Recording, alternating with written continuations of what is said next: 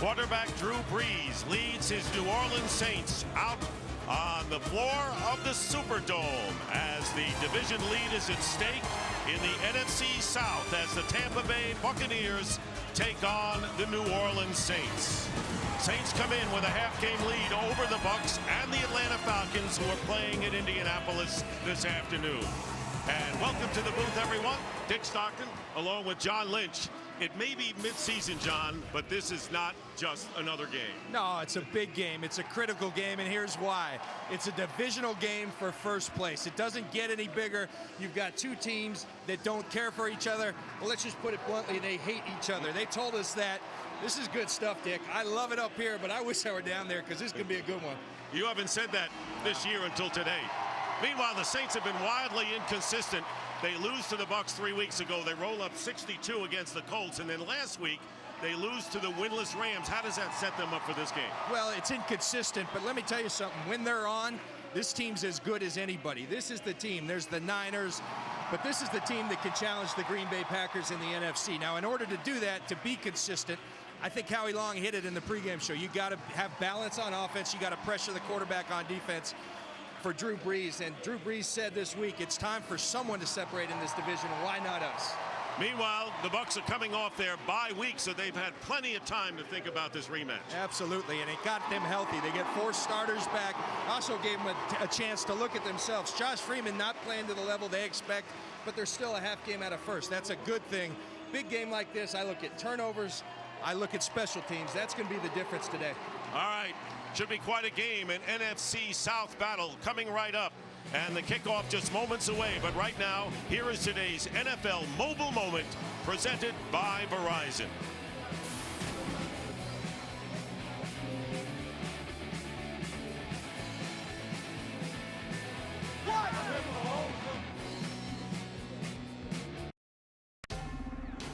Fox Sports welcomes you to the following presentation of the National Football League.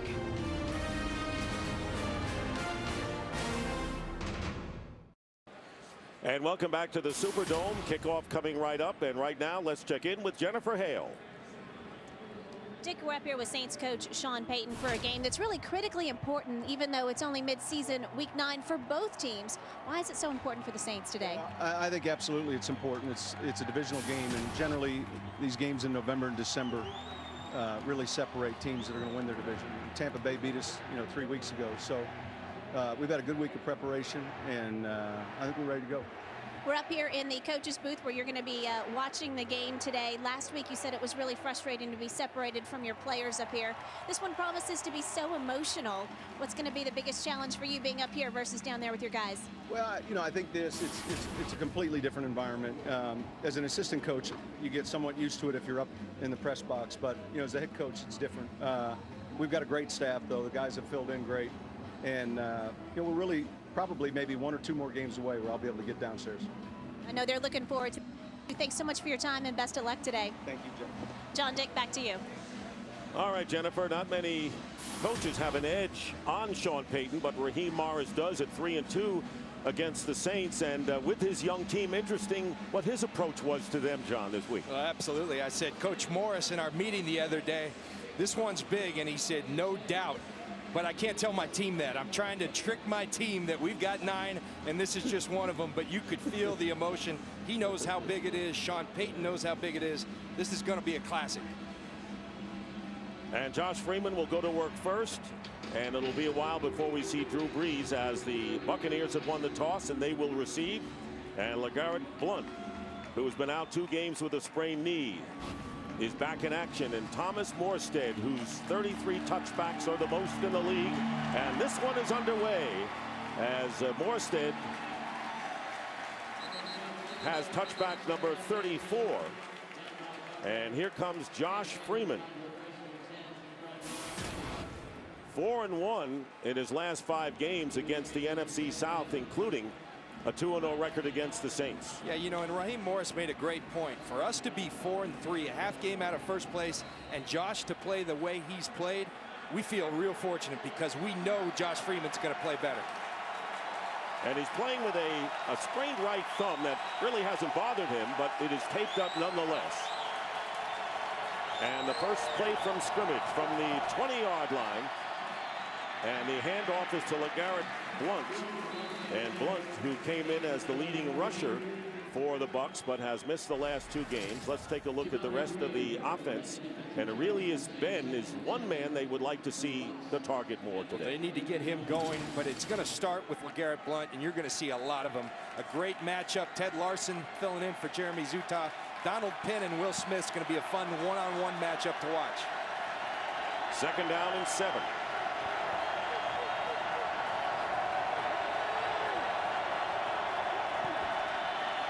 On the slant, and the pass is ruled incomplete, intended for Mike Williams, and the hit there by Tracy Porter, and Williams is shaken up. As a matter of fact, so is Porter on an early collision here. So injuries on both teams. A really big collision. Nice throw by Josh Freeman. Mike Williams right here going to run the now route, the quick slant. Tracy Porter comes in. Outstanding play to pop that ball out. Drop passes have been a problem for Mike Williams and for the Buccaneers. They're tied for the league lead coming into today. John Williams himself has dropped 7 of 15 drop passes, which is another reason why Josh Freeman has not gotten the numbers he had last year. But there you see Williams and Porter still on the field. We'll take a break and return to New Orleans in just a moment. Today's game on Fox is sponsored by Southwest Airlines. Find our fares online only at southwest.com. So 2 players hurt now. Mike Williams walked off on his own power. He was hit, however, by Tracy Porter on the slant, and Porter is still down.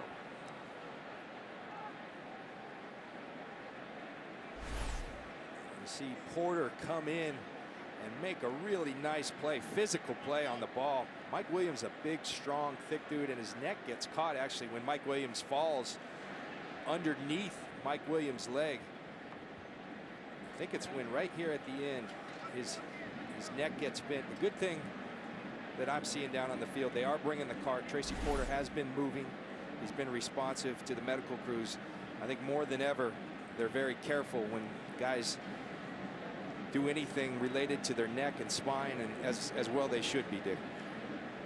Well, there's been an added emphasis this week on the officials to look for, concussion symptoms, and we had a chance to talk to Carl Shepherds and the rest of his crew in our production truck before the game, and he says, we're not doctors, so we just have to be aware of those signs that maybe there's a problem. And that's a good thing as well. And I think some people were concerned that the officials are going to be taking their eye off their job. It's just in an obvious situation to point it out to the medical folks.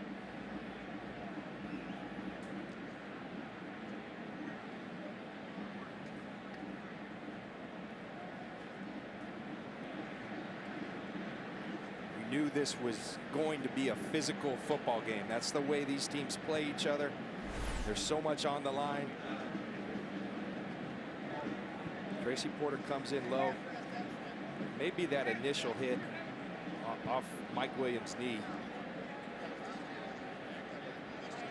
And for those who may be saying, well, was it a fumble? It was clearly not, because Mike Williams did not have control of the ball after he was hit. But the card is out. And this is where prayers abound for an injured player. Absolutely. Well, we're going to take another break right now and return in just a moment. And now we understand that we will stay here.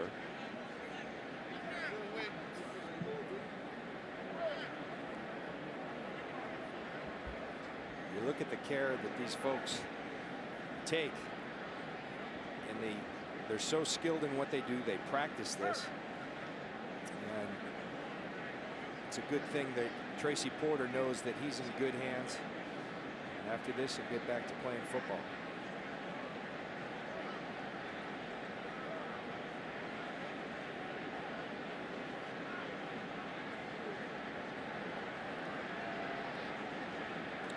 Well, now we're going to take a break.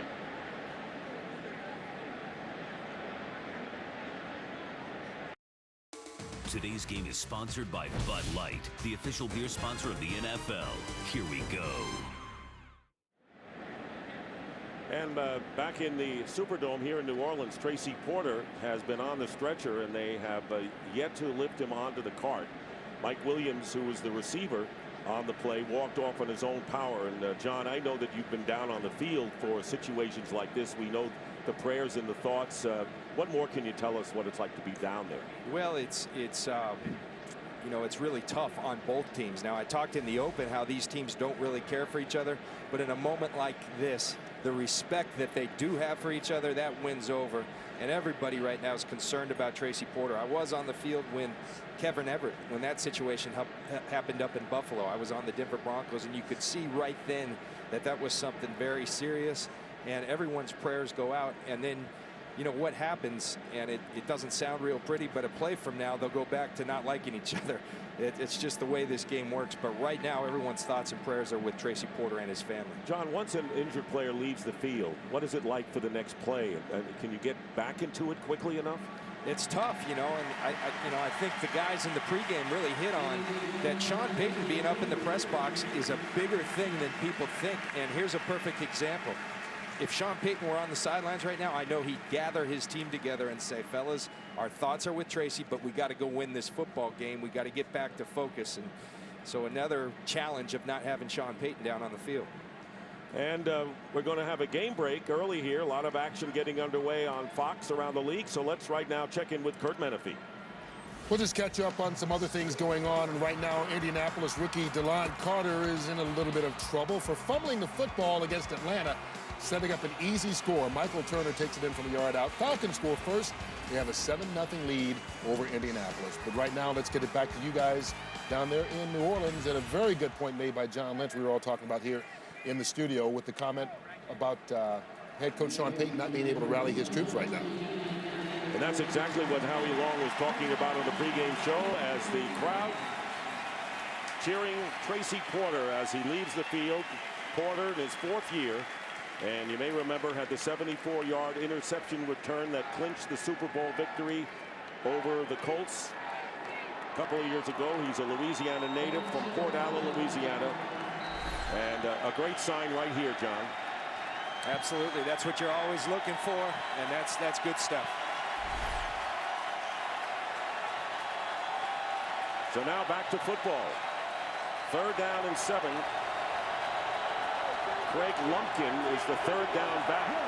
Ernest Graham with a torn Achilles against Chicago is out for the rest of the year, and this pass is incomplete, bringing up 4th down. And so 3 and out for the Buccaneers. And Michael Kanan will come in to kick it away. And the very dangerous Darren Sproles goes back deep for New Orleans. Kanan has delivered big time. Free agent pickup from the Atlanta Falcons. And there is Sproles, who has scored on a punt return this year. You name it, he has scored touchdowns. And here is Sproles at the 28, returning. Slowed up and finally goes out of bounds, but Drew Brees will have good field position for the first New Orleans offensive series of the game. With less than 1 minute gone by, Brees is 9-4 against the NFC South. 3 of those losses, however, John, have come against the Buccaneers. Yeah, that's very telling, and I think it's interesting. The Buccaneers and Raheem Morris, who's the head coach, but also the defensive coordinator, his philosophy: you don't defend the matchup nightmares of Jimmy Graham, Darren Sproles. You defend Drew Brees, and we'll get more into that throughout the game. Easier to focus on one, and Chris Ivory starting at running back. And Ivory brings it out for a gain of 4 yards. Let's take a look at the Saints offense. We'll see Ivory as well as Pierre Thomas and Sproles, and Zach Street starting at right tackle after missing 5 games to help the running game. And the tight end Jimmy Graham having about as good a season at the tight end position as you can possibly have.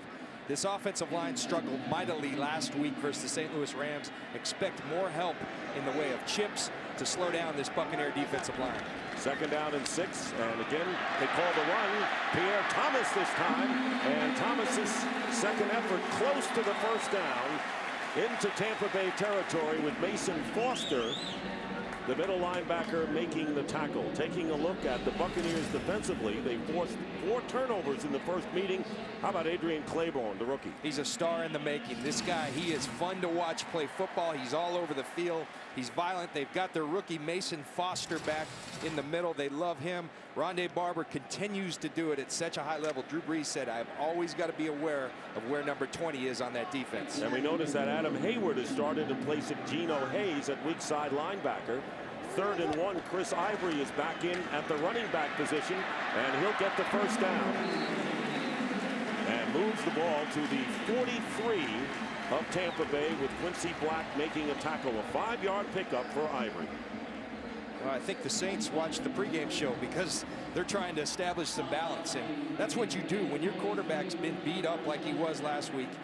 You depend on the run game and you depend on your defense. Sean Payton said the greatest allies to a quarterback.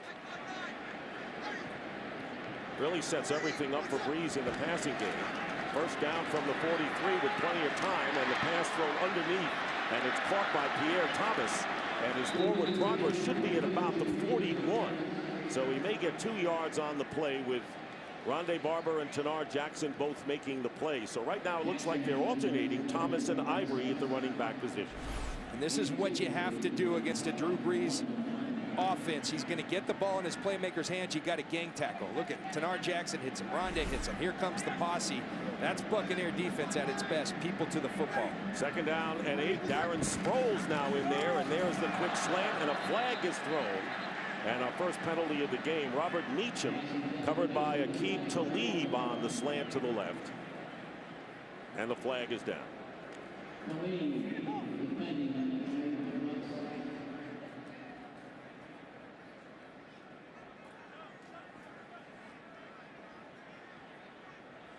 Illegal formation, offense.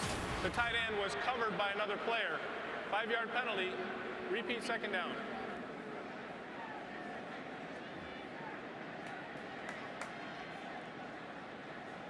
Two tight ends in the game, both Jimmy Graham and David Thomas. So the 5-yard penalty will bring the ball to the 46, making it 2nd down and 13, and Ivory is in again. And that's what you're going to see with the Saints. The Buccaneers said you're going to see the same plays, but there's window dressing on it. Different personnel, different people in those spots, but the same plays. Devery Henderson going in motion. Play action for Brees. And Brees is going deep and wide open and overthrowing Devery Henderson, who had the defense beat by a mile.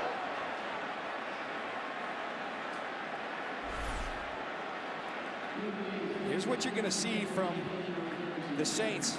And it's going to be a double move from Devery Henderson. These teams are so familiar with each other. Rondé Barber, a great player in this league for a long time, but he takes a lot of chances. He's aggressive, so what do? You double move him, and they went after it early, and Drew Brees knows he missed one. He doesn't miss many like that. No, he doesn't. 3rd down and 13. First charge timeout. And a timeout called by the Buccaneers, their first of this game. Early on, no score, with 3rd and long coming up for the Saints when we return to the Superdome.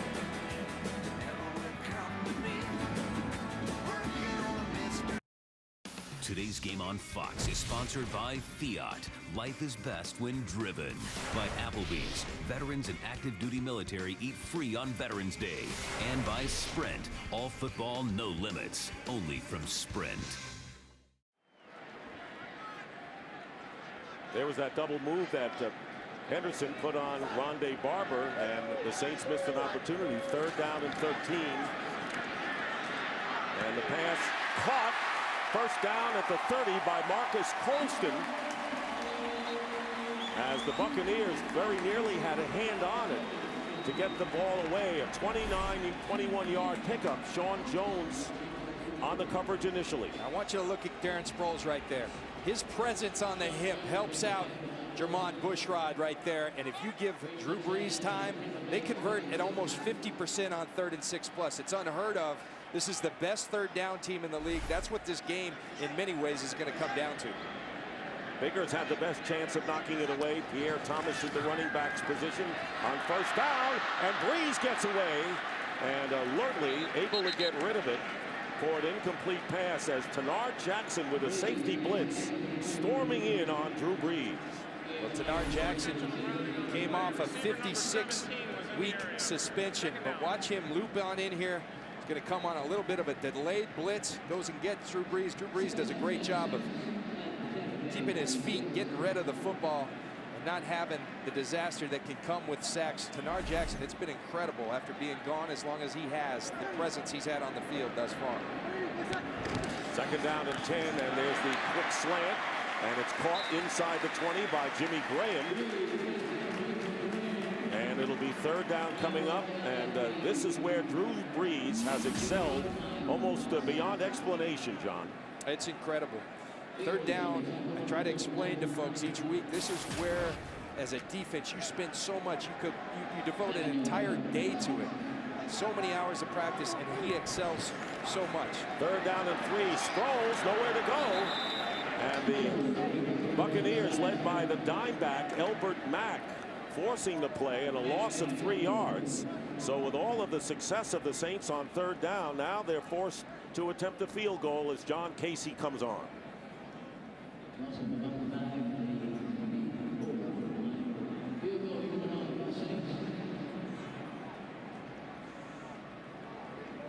Here's Casey, who spent his entire career with the Carolina Panthers, an original Panther. This will be a 42-yard attempt. And the kick hits the upright and bounces back on the field. No good for Casey. A rare miss for Casey, who is now 16 of 20. And here is Mack's play on Sproles, setting up the field goal try, which missed. Still no score. Here's that field goal try once more.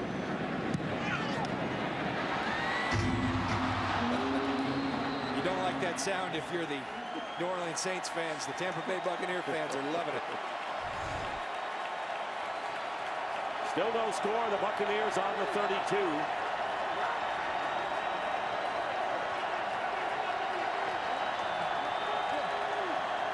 Josh Freeman to LeGarrette Blount, finds an opening up the middle, and Blount getting the first down and close to midfield, gets to the 48. A 16-yard gain on first down for the Buccaneers. Well, LeGarrette Blount goes almost 250 pounds. He's a downhill physical runner, but when you can add that along with the physicality, you got something special. And the Buccaneers know it. And Dick, we talked to both teams. The Buccaneers said, we're going to run and we're going to keep running. And the Saints said, we know they're going to run and continue to run.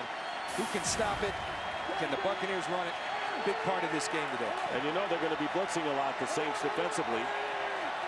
DeMar Dotson is an extra offensive lineman, and the handoff is to Blount. And Blount moving the pile into Saint territory to the just about the 45-yard line, where Roman Harper makes the tackle, a gain of 8. By the way, Patrick Robinson has replaced Tracy Porter at cornerback for New Orleans. And when you have a big physical runner like this, defenses coaches tell him, we can't let him fall forward. He's taken that entire pile about 5 yards after contact. It's critical that the Saints put a stop to that. And Mike Williams, who was shaken up in that collision with Porter, is back into the bottom of your picture. Second down and 2 for the Buccaneers in New Orleans territory. And here is LeGarrette Blount. And a blunt object indeed, as he goes straight ahead for 7 yards and a first down inside the Saints 40, as we check in again with Jennifer Hale. Well, Dick, it looks like Tracy Porter has sustained a neck injury. That is what the Saints are confirming to me. The good news is he is neurologically just fine, but the Saints have decided to transport him to the hospital for further checks. They're not expecting him back today. John, Dick. Thanks for the update, Jennifer. So Patrick Robinson, who started 4 games this year, is in the lineup. It'll be a first down at the 38 of New Orleans. Freeman had nowhere to go and goes straight ahead back to the line of scrimmage where Roman Harper envelops it. And that time Jolon Dunbar, who was playing middle linebacker with Jonathan Vilma out of action today, made the stop on the play. Vilma, with a left knee injury, unable to go today for Sean Payton. They didn't Sean Payton said he was going to bring him out prior to the game. They never even brought him out. So John Vilma not out here today. Big loss for the Saints. 2nd down and 9. They gave a 1-yard gain there, and there is LeGarrette Blount. And John, there's no question that Raheem Morris has his team running the ball early. A 3-yard gain that time for Blount, who has gotten off to a solid start with 36 yards gained. Take a look at the key inactives in this game. Jeremy Zutat, as John had mentioned, is out, and Mark Ingram with a heel injury, and of course Vilma for the Saints. 3rd and 5, and Craig Lumpkin, the 3rd down back, with Graham out, is in there for Tampa Bay.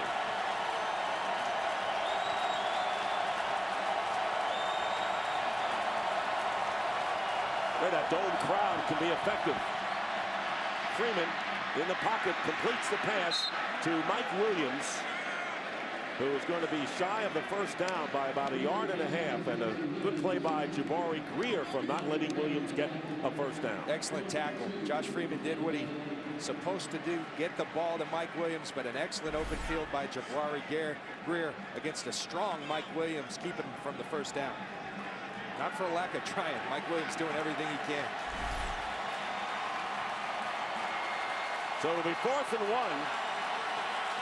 And Raheem Morris is going to try to get the yard. Ball at the 29.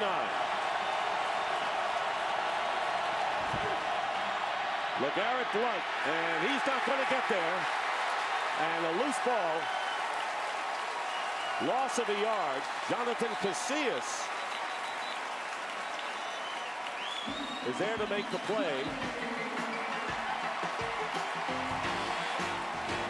And the Saints will take over on downs. Loss of 1 on the play as Jonathan Casillas, starting at weak side linebacker, makes the play on Blount. Well, here it is, 4th and 1. The Bucs knew they were going to run it. The Saints knew they were going to run it. Penetration kills runs. Watch Ted Larson, the puller. He's going to get penetration that knocks him off. He gets in the way of LeGarrette Blount. The rest of the New Orleans Saints defense gets there. Outstanding job by Abreu, Franklin, Scott Shanley of getting penetration. Easy to second guess. The field goal attempt would have been from 48 or 50. Bucs are playing to win, as are the Saints. 1st down, and Darren Sproles with a burst up the middle. Still on his feet. Wow. 35 yards. Talk about a burst. Barber and Mack finally bring him down at the 31. Well, you said it better than anyone. Just sit back and watch this one. It's pretty. Talk about a burst. Darren Sproles. Sean Payton said the biggest thing he's been surprised with, his ability to run between the tackles, and there it is. Look at the leg strength. I've played against this guy a lot. Toughest guy for me ever in the NFL to tackle, along with Barry Sanders. Low man wins in this league. He's pretty low. And that 35-yard gain, the longest run from scrimmage for the Saints this year. It put pressure on, and in stride, here is Sproles as a receiver. And a 15-yard play with Black forcing him out of bounds, and they are springing Sproles on the Buccaneers, and they get 50 yards in 2 plays.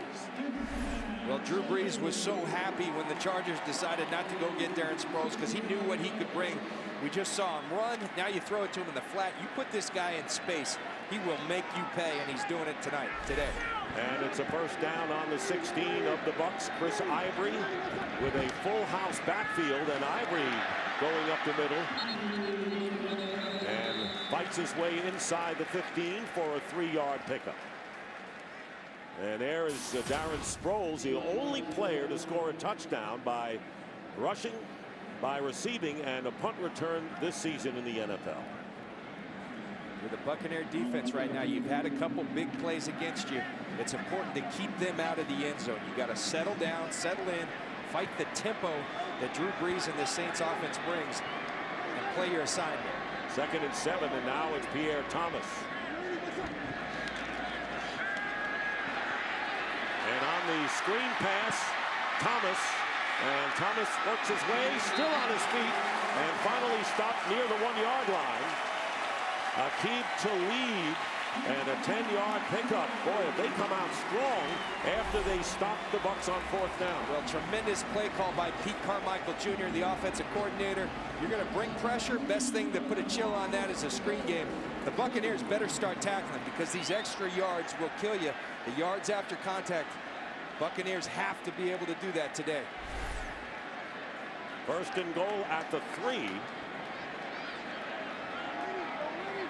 And the Saints are in rhythm offensively here.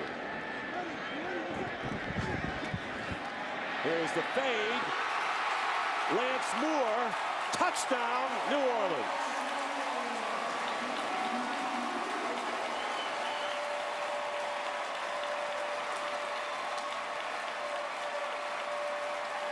Third touchdown catch of the year for Lance Moore.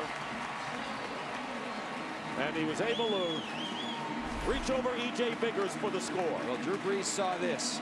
E.J. Biggers on an island. Lance Moore one-on-one. Look at the ball location. Outside shoulder, only where his receiver could grab it. And Lance Moore, Mr. Dependable, he brings it in. And the 20th touchdown pass of the year for Drew Brees. And John Casey looking to give the Saints a 7-0 lead with under 2.5 to go in the 1st quarter. And the Saints lead it 7-0. And what an impressive, decisive drive sparked by Darren Sproles and finished by Brees to Lance Moore. 7-0 New Orleans.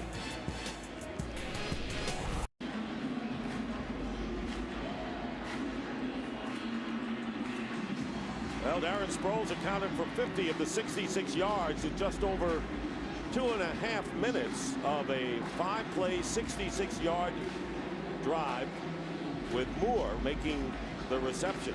A 3-yard pass from Brees.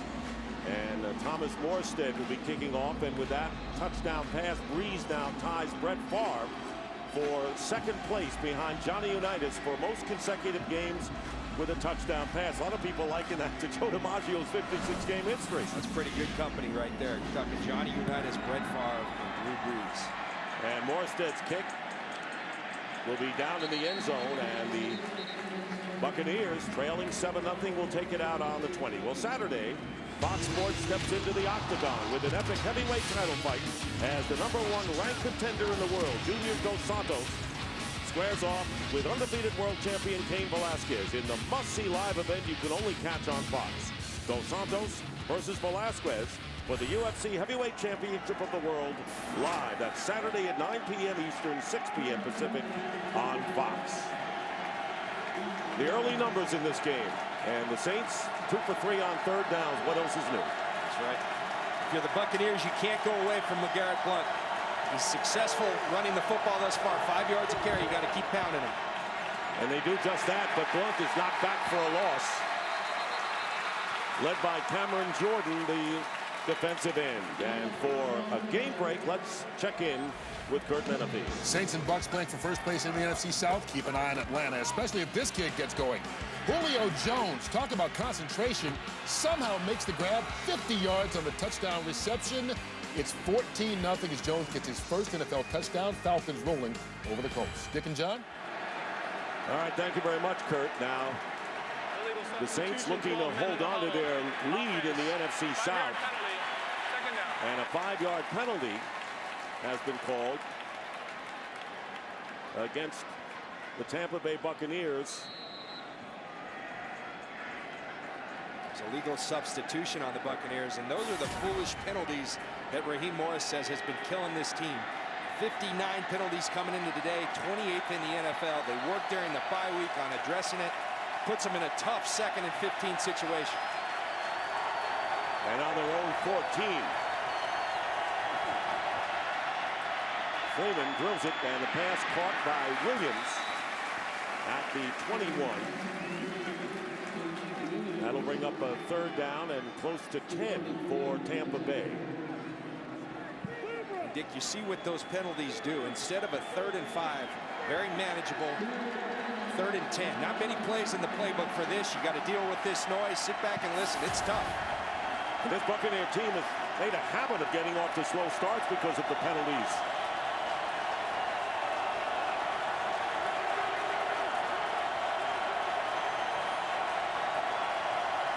minute now remaining in the first quarter. 3rd down and 10. Freeman pushed back, and his pass is caught by Preston Parker. And Parker with a shallow crossing pattern, no defender near him, and he gets a lot of yards. 36 to be exact, into Saint territory, which quiets the crowd. Out to the 44. Wide open. Preston Parker's going to work on the slide, but it's Josh Freeman's ability to stand in there tough, extend the play. Preston Parker, a busted coverage. Lee Torrance recovers. Now, Lee Torrance is the guy that's in for Tracy Porter. Patrick Robinson replaces him in the base, but in the nickel, it's Lee Torrance. Preston Parker, he brings juice to this offense. First down on the 44 of the Saints. Freeman finds Kellen Winslow, and flag goes down as Winslow makes the catch on the 43, tackled by Malcolm Jenkins, would pick up 7 yards. And the penalty flag down. Pass interference, number 17, offense, 10-yard penalty, repeat first down. So it's Aurelius Ben pushing off on his pattern. So there's another penalty against Tampa Bay when they were in position to have a 2nd and short. Penalties are tough to overcome, particularly when you're playing a team like the Saints and Drew Brees. You got to match him score for score. You got to stay on the field to keep him off the field. And now you're in a 1st and 20. It makes it really hard. Especially playing in this building where the Saints are undefeated at 3-0. And have had great success here at the Superdome. So 11 seconds will remain, and the ball will be placed back into Buccaneer territory at the 46. And now they run the clock, and that will be the end of the quarter. That is the end of the first quarter. Saints lead the Bucs 7-0. Fox NFL Sunday continues after a break from your local Fox station.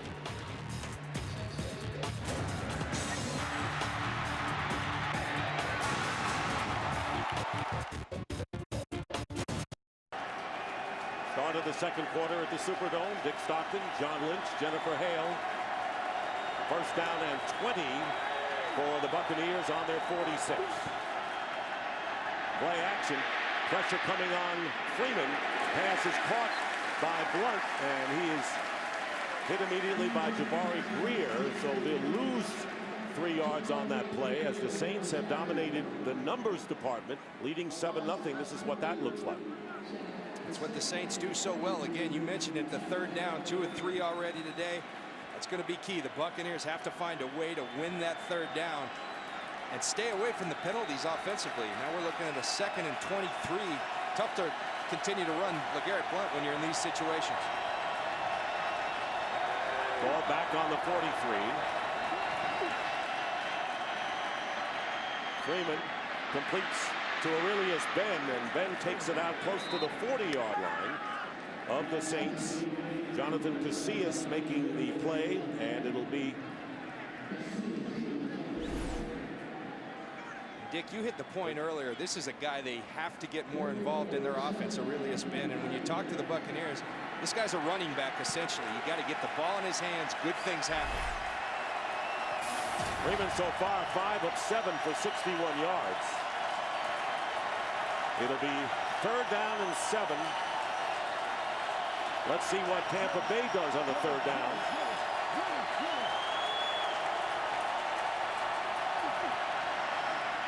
Pressure up the middle on Freeman. Pass is caught by Kellen Winslow. Winslow still on his feet as a flag goes back upfield at the 40.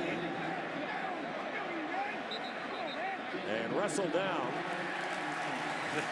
They got Kellen Winslow as well. They should. Pass interference, number 82, offense, 10-yard penalty, repeat 3rd down. And John, that's the 2nd time the Buccaneers have been called for offensive pass interference on the push-off. They like this matchup, but if you're Kellen Winslow, a little aggressive here. Watch him throw Roman Harper. They're going to catch that one every time. You got to be a little more subtle in how you push off the defender, Kellen. That's a matchup that the Buccaneers will continue to go to. When they get Kellen Winslow one-on-one on Roman Harper, they'll feed him. Did you say subtle? When was the last time you were ever subtle when you were on the field? Well, they usually don't call it on the offense. They always called it on the defense. Third down and 17. Looks like the Buccaneers have been playing most of this game at 3rd and long.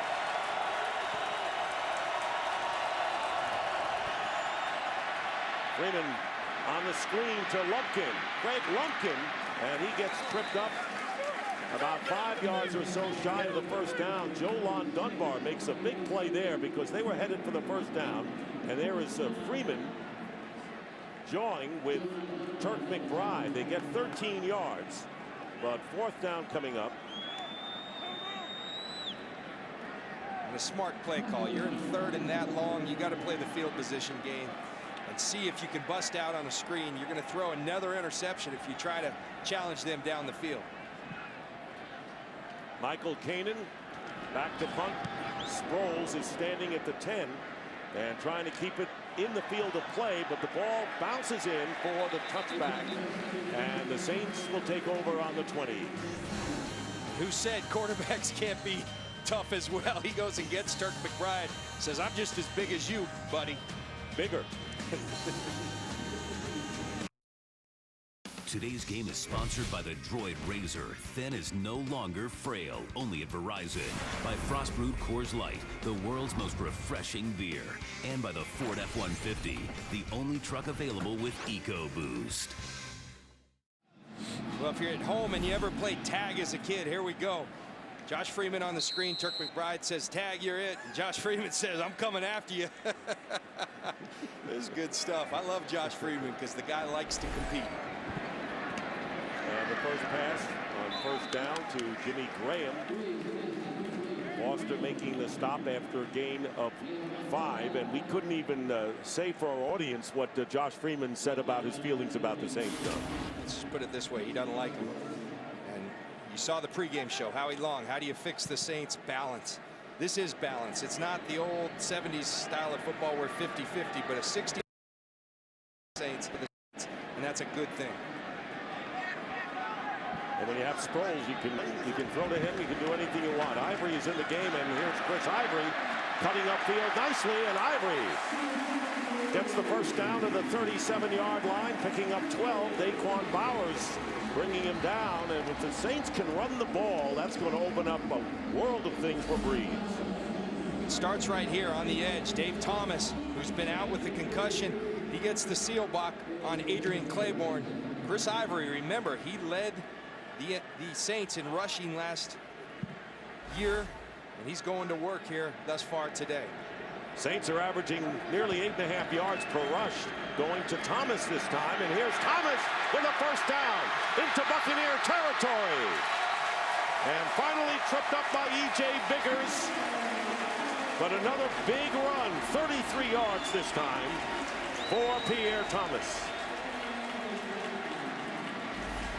Well, you can shuttle running backs in, but if you follow this guy, your fullback, it doesn't matter. There's too big a hole. Jed Collins comes through there. No one to block. It's wide open. Pierre Thomas right on his hip. That's too easy. Buccaneers defense better adjust in a hurry. 92 rushing yards, only 62 passing yards. They go to the ground again to Ivory. And Chris Ivory to the 26. Mason Foster, the middle linebacker, is there, and a pickup of 4 yards. So this game is really shaping up exactly what the Saints would like to get to their 32-point-a-game average. So this is the difference. 70 yards rushing in week 6 against the Bucs in the loss, already 96 today. In the second quarter with almost 10 minutes left. Second down and 5. They fake a handoff to Thomas. Pass is caught by Jimmy Graham.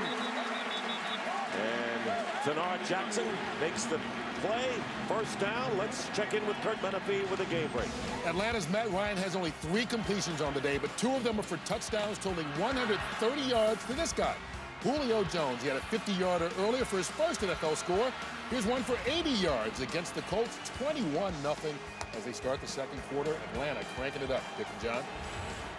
All right, thank you very much, Kurt. And the Buccaneers could find themselves in 3rd place at the end of this day, with the Falcons up 21-0 and the Saints leading here and threatening. First down. Here's Chris Ivory, but they blow the whistle and the play blown dead.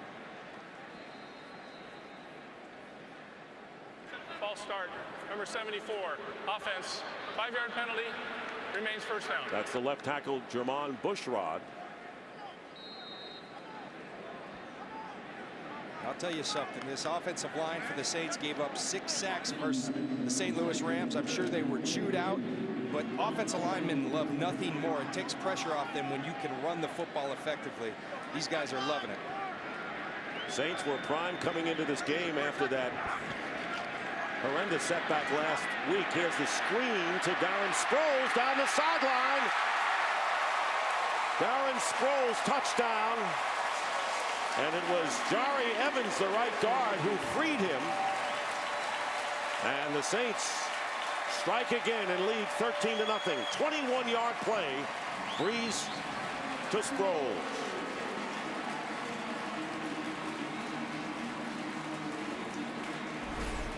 Just too easy. They knew they had man on man. Mason Foster's got Darren Sproles right here. You invite the defensive line up the field. You follow the big boy Jari Evans, and it's too easy for Darren Sproles. Buccaneers and Raheem Morris have to make some adjustments because Darren Sproles and these running backs, they've got too much room right now. Extra point is good. Sproles, who came in leading the Saints in receiving, that's his 3rd touchdown catch of the season. Put Pierre Thomas, Darren Sproles, the likes of those guys in open field. This is what's going to happen. Touchdown Saints.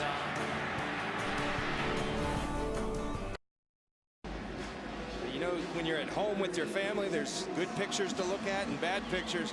Well, Drew Brees and Chase Daniels, the backup quarterback, they've got good pictures right now because everything they're dialing up's working, and it starts with the offensive line. They're dominating the line of scrimmage right now, and that's beating the Tampa Bay Buccaneers. It's easy for Drew Brees right now. Nice family album. That's right. Preston Parker is going to run this one out. Parker on the return for Tampa Bay.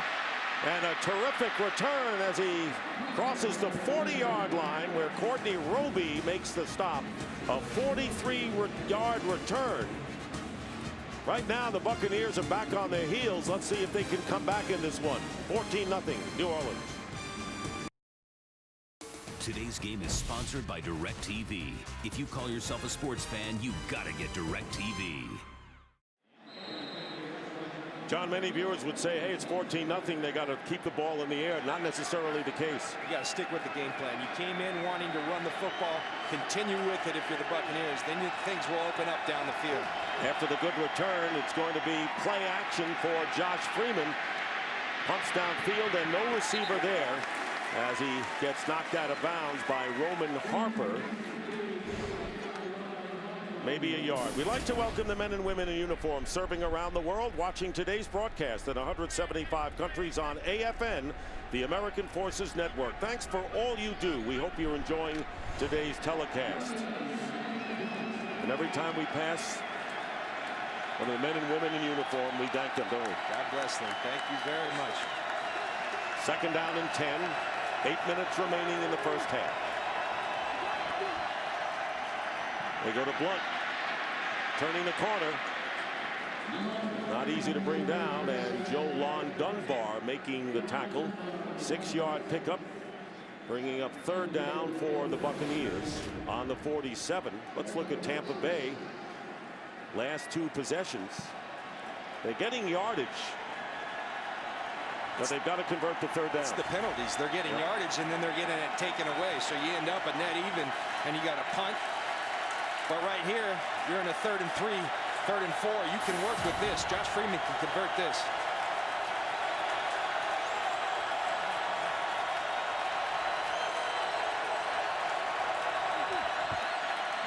Pressure on Freeman, and the pass incomplete.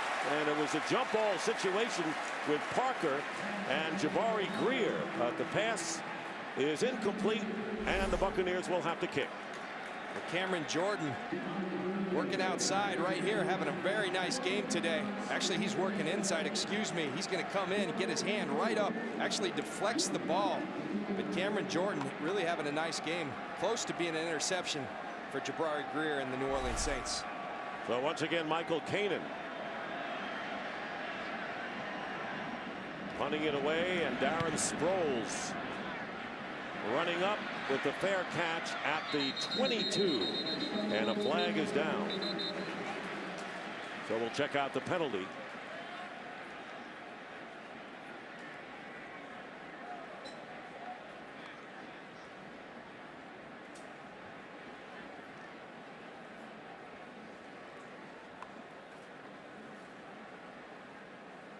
Raheem Morris has an opinion. Delay of game, defense, number 21, 5-yard penalty. That yardage results in a first down. They call it on Patrick Robinson, a delay of the game call.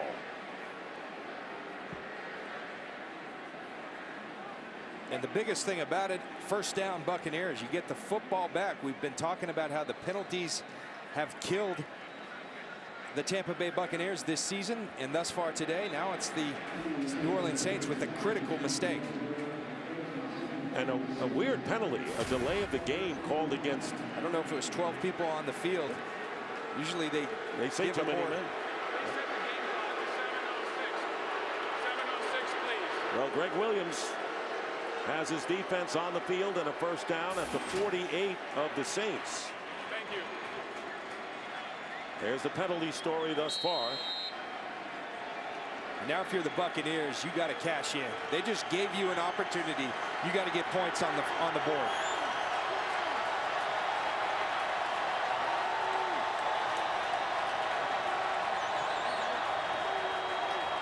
Now the audible called by Freeman. Saints react defensively. First down. They don't blitz him, but caught from behind and down. And a flag goes down as well. And that was Cameron Jordan, the first-round pick out of the University of California, who got Freeman from behind. Here's Carl Shepard. False start, offense, 5-yard penalty, remains first down.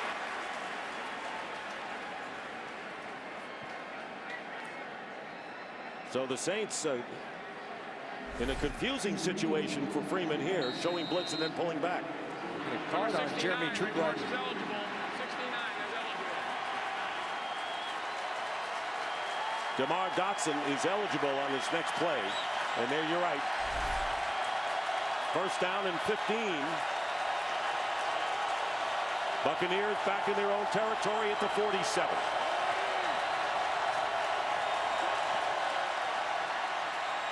Play action. Freeman throws, and everything kind of broke down on that play. Blunt was the intended receiver, and Casillas was covering him out of the backfield.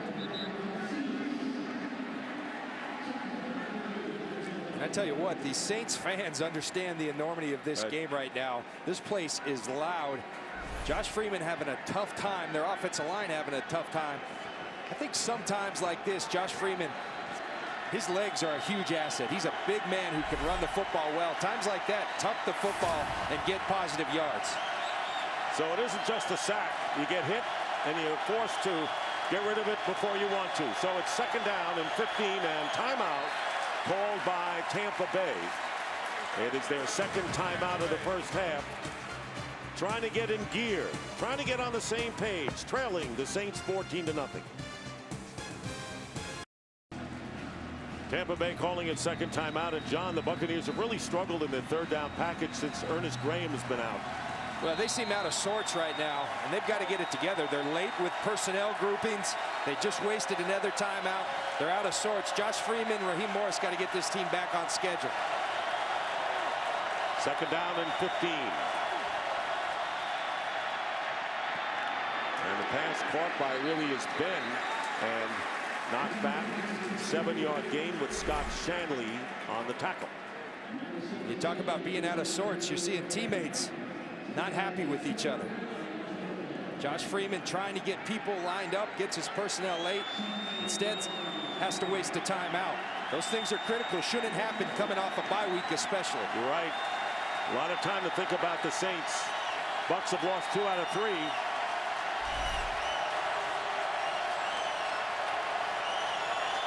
Third down and 8.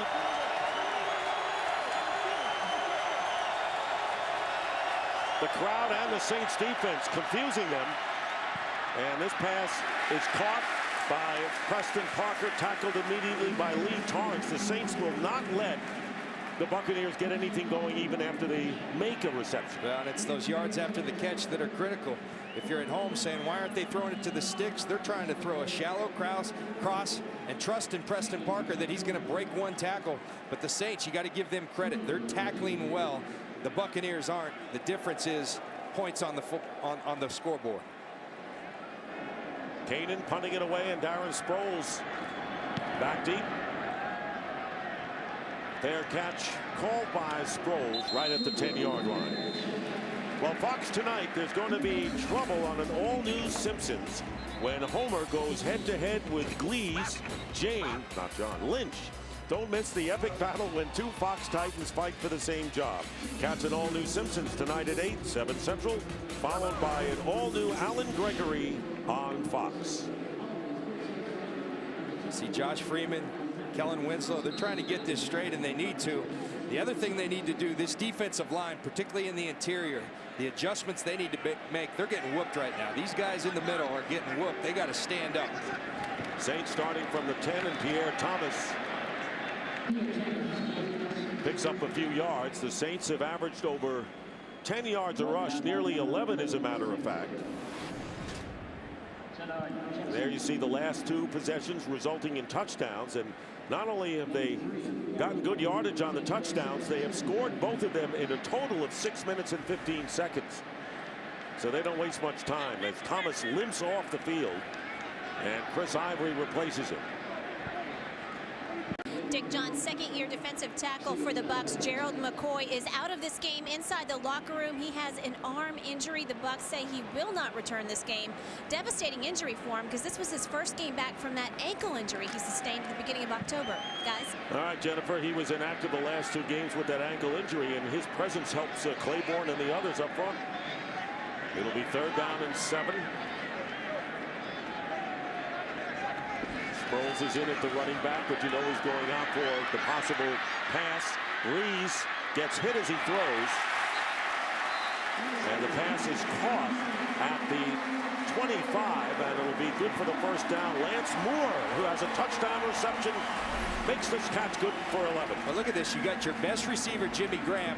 They're conscious of this guy, Adrian Claiborne. A little chip before he goes on his route. It gives Drew Brees time. He buys time. He steps up in the pocket and finds his open receiver. That's why Drew Brees is so good on 3rd down. And they've made a cognizant effort to, first of all, protect Drew Brees because they know he'll deliver if they do. And Roy Miller replacing Gerald McCoy up front. 1st down, Chris Ivory. And Ivory brings it out for a gain of about 4. Well, Jennifer talked about a devastating injury. It's devastating because they're getting whooped in the interior, as I told you. Too much movement in there. It's incumbent upon Roy Miller, Brian Price. These guys got to stand up because Jari Evans, Carl Nix, they're moving that line of scrimmage right now. That's allowing them to run the football at will. 2nd down and 7. Fake to Chris Ivory, and here is Brees. This is the total yard story. Rushing, where LeGarrette Blount, they haven't really gone to him in the last couple of series, John. Have been outrushed 103-36. And here's the key. In addition, 3rd down. Can you get off the field versus Drew Brees? They're setting an NFL record right now. If they continue at their pace, 56.3% conversion on 3rd down throughout this season. That's phenomenal. And they don't do it again as Marcus Colston is stopped by Akeem Talib. And that saved a 1st down just barely. 4th down coming up. And this is a football team in the New Orleans Saints that leads the league in yards after the catch. The bobble allows Akeem Talib to hold on to Marcus Colston and come down with that tackle. Tackling so essential in the NFL these days. Good tackling on both sides the last 2 3rd downs. So Thomas Morstead will punt. And back deep is Preston Parker. Last kicking return was 45 yards. A beauty by Morstead. And it's going to be picked up by Parker. And Parker can only get up to nearly 25-yard line. Well, Fox Sports is proud to support the Armed Forces Foundation, who offers vital assistance to service members and their families through financial, recreational, and emotional support. The AFF provides better care and treatment for our military. So please support America's heroes by serving those who serve. For more information, please visit armedforcesfoundation.org.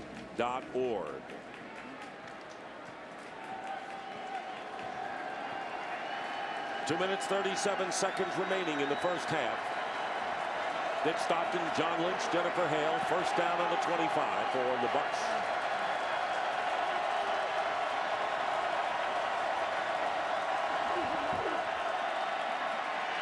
Freeman gets hit, and this one is caught by Desmond Briscoe, and Briscoe working his way, holding on inside the 30-yard line of the Saints. Biggest play of the game for the Bucs, 46 yards. Remember, the Buccaneers have only one timeout remaining. Briscoe's becoming a bigger part of this offense. I talked to Josh Freeman about that. He said, plain and simple, the guy's a playmaker. I need to feed him the ball more. We just saw the playmaker, Desmond Briscoe. Trying to get the play off before the 2-minute warning, and they do. Greg Lumpkin, and he rushes it to the 25-yard line with Harper making the tackle, a pickup of 4, and we're down to the 2-minute warning here at the Superdome with the Saints leading the Bucs 14-0. Ooh. Coming up soon, the Visa halftime report. Kurt, Terry, Howie, Michael, and Jimmy. Bills taking on the Jets. Big battle in the AFC East. The Chiefs looking for their 5th straight win. A couple of AFC stories. We know that the Atlanta Falcons are leading the Indianapolis Colts 21-7. They're tied with the Bucs, a half a game behind the Saints in the NFC South. 2-minute warning, bringing up 2nd down and 6.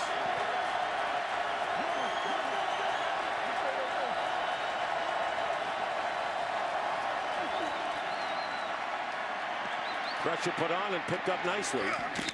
And the pass is caught by Winslow and ridden out of bounds by Roman Harper. They get it to the 23. Short gain of 2 yards as 1:53 now remaining. Josh Johnson comes into the football game. He's a mobile quarterback. They've run option with him on 3rd down. He's a very mobile quarterback that can throw extremely well as well, bringing him in a critical situation. And they've done this the past few years. All of a sudden, Freeman goes out, Johnson comes in. It's 3rd and 4. Bucs looking to convert for only the 2nd time in this half.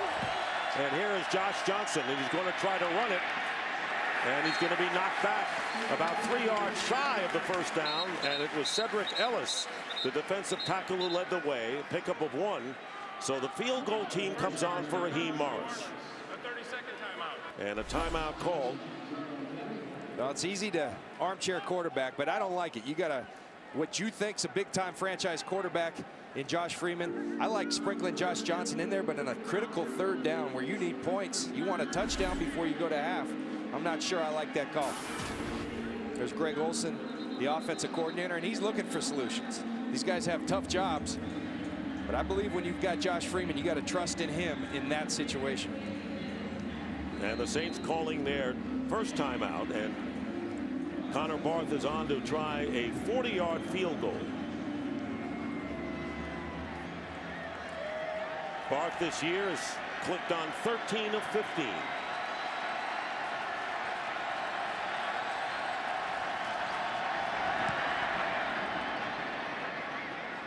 And the kick is perfect, and the Buccaneers finally score.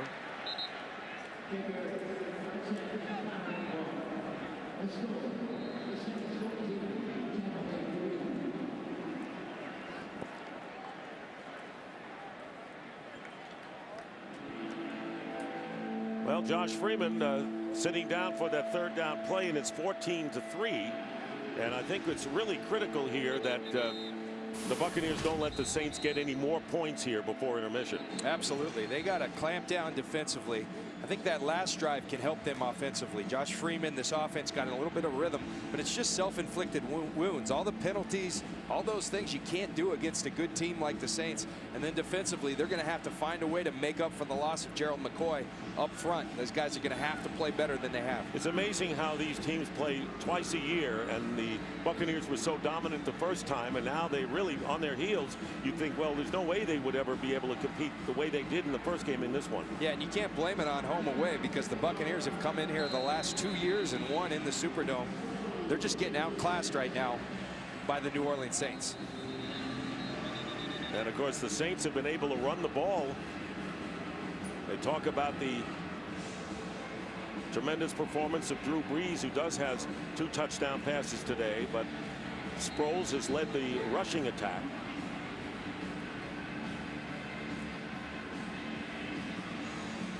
Canaan with the kickoff, and Sproles about 7 yards in the end zone, and he downs it for the touchback. And the Saints will take it out on the 20 with 1:39 to go. Coming up next, America's Game of the Week, and what matchups we have.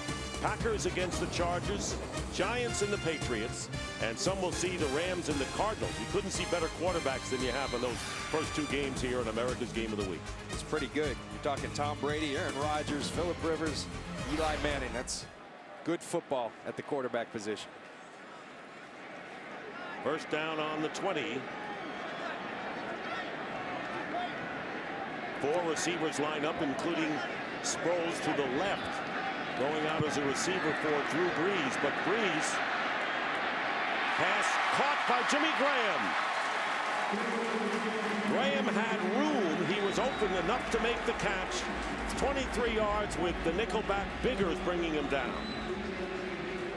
And they got pressure there. They moved Drew Brees from his spot, but you cannot let Jimmy Graham, who's having the year he is, have that much space.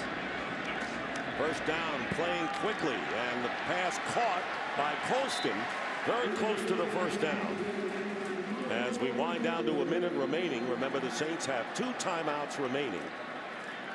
Now this is where, if you're the New Orleans Saints, you forget about balance. You got a minute 49 seconds, 56 now. You put it in Drew Brees' hands and say, go get us another touchdown. This is what the great ones do, and there's another completion to the 30-yard line.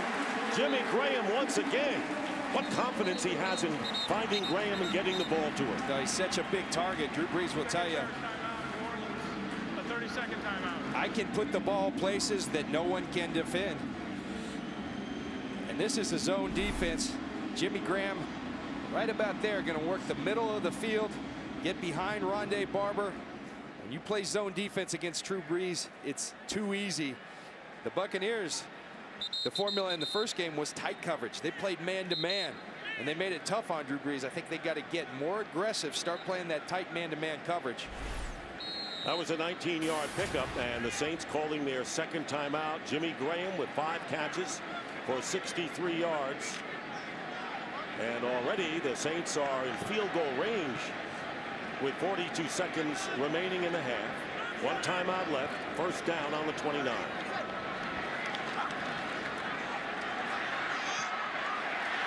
Dropped by Graham this time.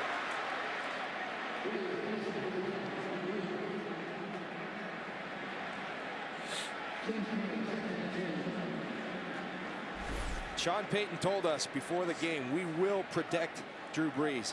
Before Jimmy Graham goes out, watch what he does. A little chip on Daquan Bowers. He drops the ball. But what they're doing, they're giving Drew Brees time, and he's a surgeon. You give him time, he'll pick you apart, he'll cut you up. Second down and 10, 37 seconds remaining in the half. 1 timeout remaining. And looking one way, finding Sproles. And Darren Sproles getting inside the 20-yard line. Let's see if it's enough for a first down, and it may be with 31 seconds remaining. All right, so you give Drew Brees help, you give the tackles help, but right here, you invite him upfield, and you come with the screen. They got to go attack Darren Sproles. You cannot wait. You've got to go attack the screen. The screen pass has been very effective for the New Orleans Saints thus far. You said it earlier, John. The Saints are really making it look too easy. They are. Too much space, open space, getting their athletes the ball in space. From the 18 now. Brees looking 2 different ways, and then he completes it to Devery Henderson.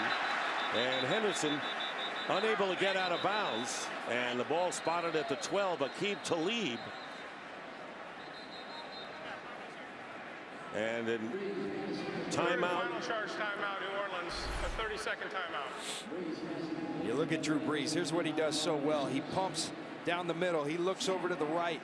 The focus of those eyes. He scans the whole field.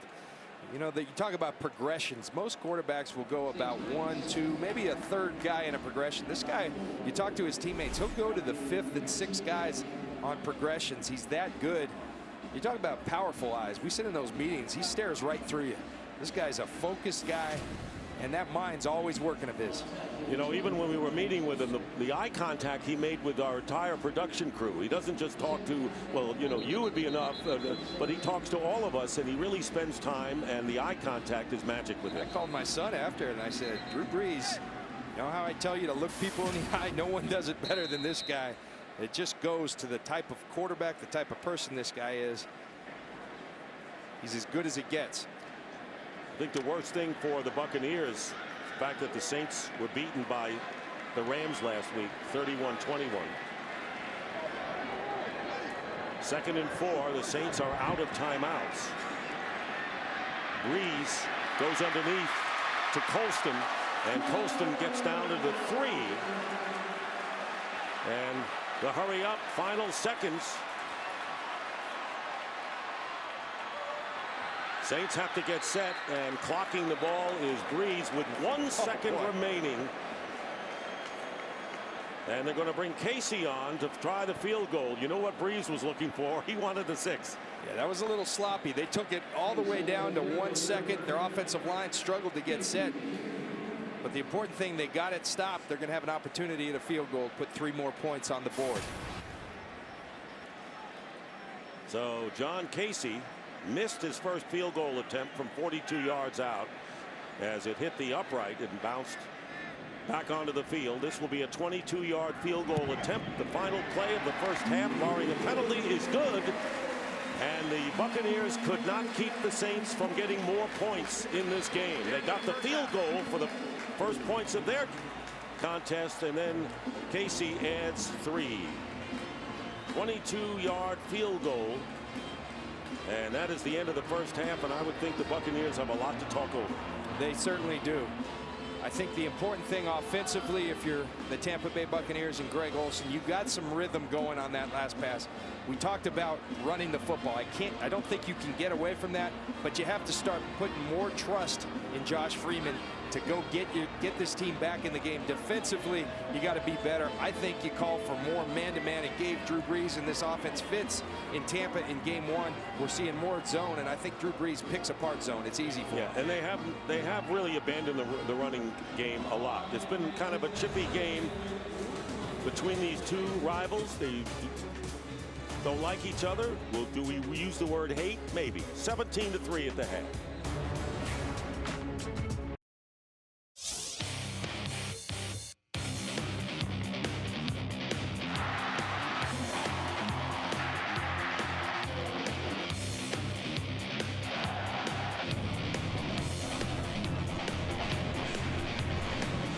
I saw that. That's for later. Anyway, 17-3. We get ready for the start of the third. And John, whoever thought that if they're talking about Drew Brees worried about the Bucs stopping the run of the Saints? Well, I would have, because I saw what happened last week. Sean Payton didn't want his quarterback getting beat up, and as he told us on Friday, the best way to protect him, run the football, and that's what they've done. They've done it extremely well. I think someone gave their offensive line a challenge. They're dominating the line of scrimmage. If you're the Buccaneers, you got to put a stop to that. And then offensively, you know, Howie said it, it's tough because they have to get off their script of trusting LeGarrette Blount to run right down the throats of the Saints. I think if you're the Bucs, you got to continue to do that and find some big plays in there. And the Saints will get the ball first. Want to remind you to follow your favorite team all season long. Go to itunes.com/NFL. LeGarrette Blount, you've been looking at him, 8 carries, 35 yards. Not bad at 4.4, but Darren Sproles has been a dual threat. We know he can be a triple threat with his return game. So Michael Kanan will start it off here in the third quarter of this game of the Superdome with first place at stake in the NFC South. And Sproles will run it out. Gets tripped up and gets wrestled down up on high at the 20-yard line as we go down to the field to Jennifer Hale. Well, Dick, I spoke with Coach Sean Payton at halftime. He has scripted the first 6 plays of this second half. He spent halftime down with his players going over them. He says those plays are designed to create a sense of urgency and push the envelope as far as tempo. Coach Raheem Morris emphasized he wants to see more of that Youngery attitude out of his players this half. But hey, he wants them to clean it up. No more penalties and no more missed quarterback sack opportunities. Guys? Clean it up is right. Here's the handoff to Chris Ivory, who started the game at running back, and Ivory brings it out to the 25, picking up 5 yards. Interesting concept Sean Payton talked to Jennifer Hale about. We hear about scripts to start the game, the first 15, but he's scripted coming out in this second half. Tempo being a key. The Saints always hurt their opponents with the tempo they play. They're already out of the huddle. Sean Payton, what a psychologist he is. This week had to manage the noise, he calls it. The noise of big wins like they had against the Colts, tough losses like they did against the Rams. And you got to draft players who are smart to put it in perspective, like Pierre Thomas, who may have the first down as he crosses the 30-yard line and does have a first down. Sean Jones making the tackle. Taking a look at the first half numbers, and we're talking about the running game for the Saints. And there's the big one right there, 9.4 yards per rush. We just saw another one. Gaping holes. If you're the Buccaneers, you got to find a way. Brian Price, Roy Miller, Gerald McCoy's out. It's your job now. Plug up that middle. Ivory on the sidelines. Darren Sproles is in. They've used Thomas, a whole host of weapons for Drew Brees, including on the receiving end as Devery Henderson makes the play. And Henderson picking up 7. The Buccaneers bring some of that heat with their 4-man pressure.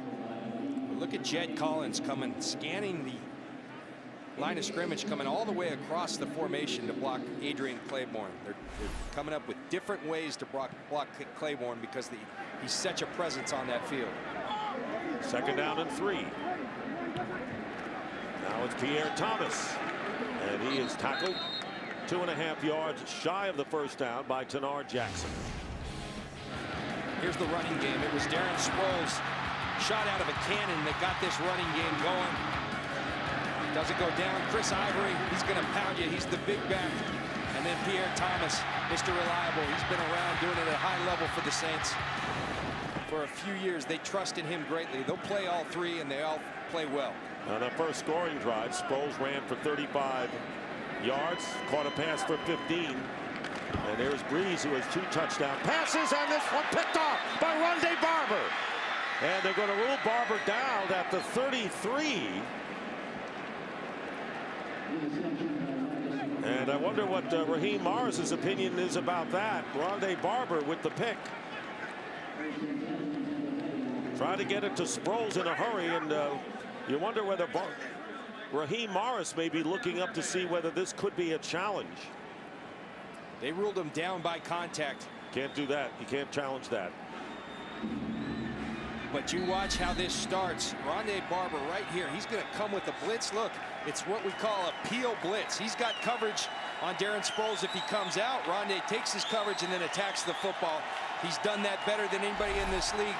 42 interceptions on the career for Rondé Barber now. And the first turnover of the game, and the Buccaneers with an opportunity. First down on the 33. And here's LeGarrette Blount. And Blount works his way to the 31. Jolon Dunbar there, a 2-yard gain. So there's Rondé Barber coming off on his peel blitz. Drew Brees looks downfield. I don't think he ever sees Rondé Barber, and you better see Rondé Barber because he's a playmaker. He's all over the field. Drew Brees said, I have to be aware of where he is, and he just takes the ball from Darren Sproles. Outstanding play. Second interception of the year for Barber, playing in his 191st consecutive start. Longest running streak in the league, most ever by a cornerback. They go to Blount. And Blount picks up a few. It'll bring up 3rd down and about 4 or 5. We talked about being able to stick with the script. Well, that turnover makes it a lot easier to stick with the script. Remember, you're only 2 touchdowns out of this game. You put 1 on the board here, 1 touchdown game. But they have a 3rd down situation here, 3rd and 4.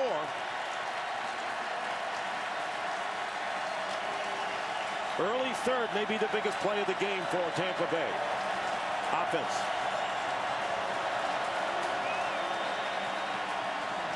And finally a flag goes down, and they're going to call it on the Saints. An offsides penalty, and that'll be a first down if it is. Encroachment, number 91, defense, 5-yard penalty. That yardage results in a first down. Will Smith. And the Saints felt that they were drawn offside. It'll be a first down for the Bucs. And that's an odd one. They all thought Donald Penn jumped offside, so they went across the line of scrimmage. And the referee said, not so fast, it's on you. Watch Donald Penn up here. They think he moves, which he does, and they jump. I think the referees missed that one. Will Smith still arguing his point, but it'll be a first down on the 22.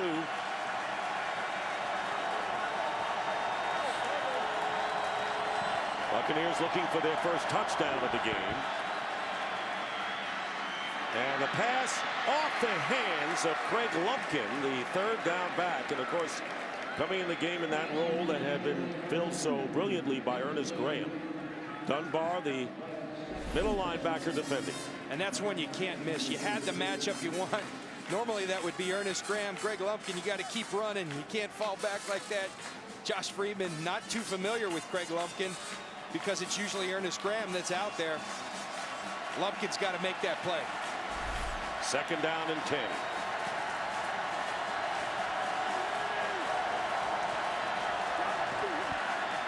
LeGarrette Blount. And the Saints are there. Minimal gain by LeGarrette Blount, and not a bad call to use the running play on second down and 10, and a flag goes down, late penalty marker. Talk about these teams not liking each other. You can't do something to hurt your team. LeGarrette Blount, I think they're going to get him throwing a punch. We've been there before with him. Remember at Oregon and Boise State, got him in some serious trouble.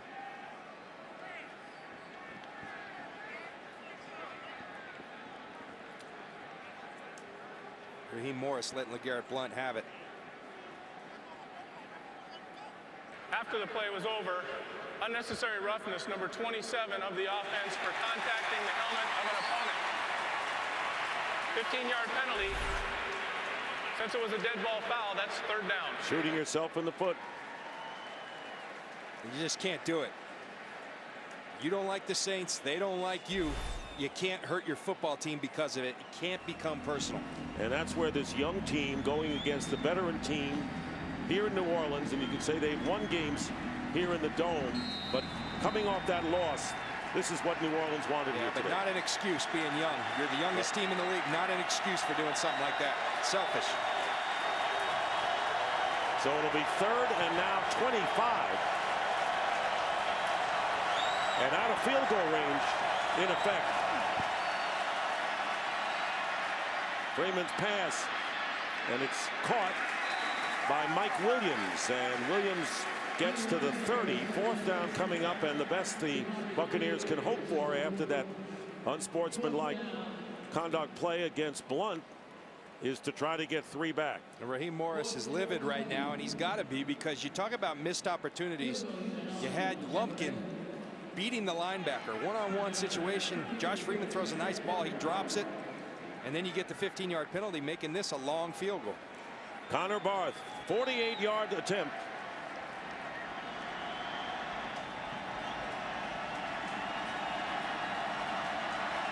Barth connected from 40 yards earlier, and this kick is good, and it's now a 17-6 game. LeGarrette Blount hearing it from Raheem Morris as well he should.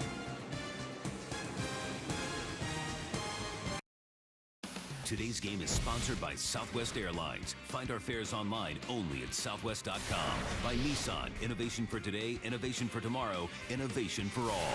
By Happy Feet 2, from Warner Brothers Pictures, in theaters November 18th. And by Bud Light, the official beer sponsor of the NFL. Here we go. Back here at the Superdome in New Orleans with the Saints in front now 17-6, and the Saints defense holding the Bucs to just a pair of field goals. Darren Sproles back to receive the kick from Michael Kanan.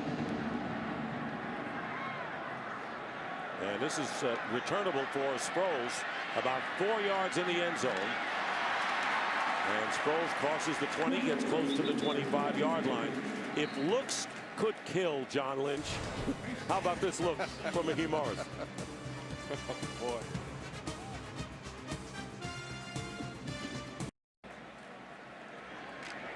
Back here in New Orleans, Drew Brees brings out the Saints. First down on the 24. Pierre Thomas, who has averaged nearly 10 yards per carry. First down, Brees' toss caught by Marcus Colston. And Colston gets about 9. Offensive leaders for the Saints, but keep in mind that Thomas, Ivory, and Sproles have all delivered big time in the running game. Yeah, you're going to have to stop that run, and you want more of those if you're Tampa. Drew Brees, I think, now leads the league in interceptions with 11. He came in with 10. Philip Rivers has 11. That's won or lost this game. Turnovers. And Mark Ingram out with a heel injury as Chris Ivory gets the first down. So Ivory, or Ingram that is, out with a heel injury, and Ivory, who returned against the Rams, picking up 5 yards in the first down to the 38. And I like the adjustment. We saw the interception by Rondé Barber. They went in at halftime and said, we can't play this zone coverage anymore. We've got to go tight man-to-man. It's created some indecision thus far from Drew Brees. Now they got to stop the run so they can put him in those situations. Only turnover was Rondé Barber's interception. Bucs could only manage a field goal, and here's Pierre Thomas on the fake, but out of the backfield on the reception. And it takes 2 Buccaneers down, and they get about 7 right there. Quincy Black makes the tackle. Saints look tough today. They do. They're playing hard, second effort. And these are the hidden yards in football games. Aqib Talib right here, you got to come up and make the tackle. It's a tough tackle. It's one-on-one with a great athlete in space, but that's what you have to do. Otherwise, you make it too easy on a guy like Drew Brees and this Saints offense. Thomas made it even tough for Quincy Black, and Chris Ivory into the game and running into the Buccaneers territory for a first down to the 45, picking up 10 yards on the play. This is a sensational running effort today by the Saints, and it's Drew Brees who has 2 touchdown passes as well. When you look at this, I'm talking about dominating the line of scrimmage. Watch this surge. Which way is the surge going? Well, it's going in the direction of the Buccaneers defense. Roy Miller, the nose guard, 6 yards downfield.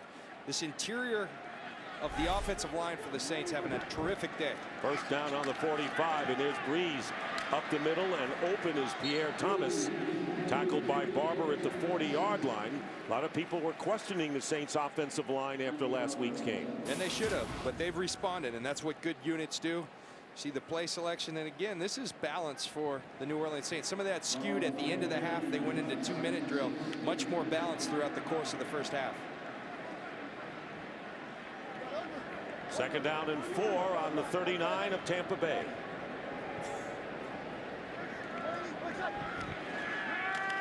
Going right to Sproles out of the backfield. And Sproles gets the first down and goes out of bounds at the 32. So 7 more to the Saints, who now have 351 total yards on the day. And that's the challenge the New Orleans Saints provide for you. You say, why don't you have Rondé Barber on Darren Sproles? It worked last time. Well, they got a guy named Jimmy Graham over here. And if you cover that, if you cover Jimmy Graham, they got Marcus Colston outside. You got Lance Moore. So many options and a quarterback that can spread it to all of them. True pick your poison offense for this New Orleans team. First down. And here's Brees. Brees going up the middle. And that was risky. There were a lot of defenders around Jimmy Graham. So it'll bring up second down and 10, well covered downfield. And I'll say this, when you take a shot to Jimmy Graham like Drew Brees just did, he's struggled with the interceptions, but he's going to take shots to Jimmy Graham because he trusts him that if anything, it's going to be an incomplete pass. He knows this guy will go fight for the football, use his basketball skills, and at the least bit will be an incomplete pass. So David Thomas and John Gilmore both in there. Tight end Chris Ivory with a head of steam. Finds himself inside the 25 for an 8-yard gain. Tenard Jackson, the free safety, making the tackle and eating up the clock here in the third quarter. In an 11-point lead for the Saints. There's no foul on the play. Third down. Saints trying to go to 6-3 on the season. And counting today, 5 of their remaining 8 games played here at the Superdome. It's setting up well for them. They win this game 6-3. Atlanta looks like they're going to go ahead and win. We've got a great race here in the NFC South. That's just par for the course, 75%. That's about what he does. Phenomenal third down numbers. Fakes the handoff and swings it out to Darren Sproles, who has the first down. Upended close to the 20-yard line by Jackson. And once again, moving the chains are the Saints. Look at this. You're going to run a little decoy with Lance Moore, and then it's nice to have Darren Sproles out there. You decoy with Lance Moore. You give, again, Darren Sproles in space. He's going to get yards for you. I agree with your point at the top of the game that this is the team that has the offense, can hang in there with the Green Bay Packers, even though the Packers beat them in week 1. And they're going to run it here to Thomas. And this time a 1-yard pickup. Mason Foster, the middle linebacker, and the 3rd-round draft pick out of the University of Washington. And he's a kid they like and like a lot, but he's having trouble hanging with Darren Sproles, and he's having trouble because his defensive tackles are getting pushed back in his lap. Here comes the 11th play of this drive. Breeze completes it to the 15 to Lance Moore. Moore and Sproles with touchdown catches today, a 6-yard pickup. So that'll be 3rd down and about 4 coming up now for New Orleans. Make it 3rd and 3. Keeping that defense on the field a long time here in this quarter, John. They are. They have more 10-play drives than anybody in football. That's what they do. They possess the football, and it's all about this down, 3rd down. They convert at a higher rate than anybody in this league. They need 3. Chris Ivory's in the game, but Breeze has time, and his pass flag is down, trying to go to Colston, and Rondé Barber defending him.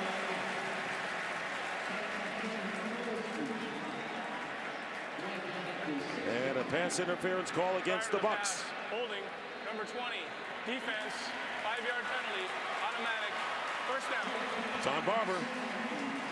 But when you have a great player like Rondé Barber working against Colston here, you're going to run a lot of double moves. You want to take advantage of his aggressiveness, and Rondé does the smart thing, because if he doesn't hold him, it's going to be a touchdown. But even sometimes the greatest players get those kind of plays because they're using their aggressiveness against them. Nice play call by Pete Carmichael. 1st and goal at the 9. Here's Pierre Thomas. Thomas still on his feet. Will score.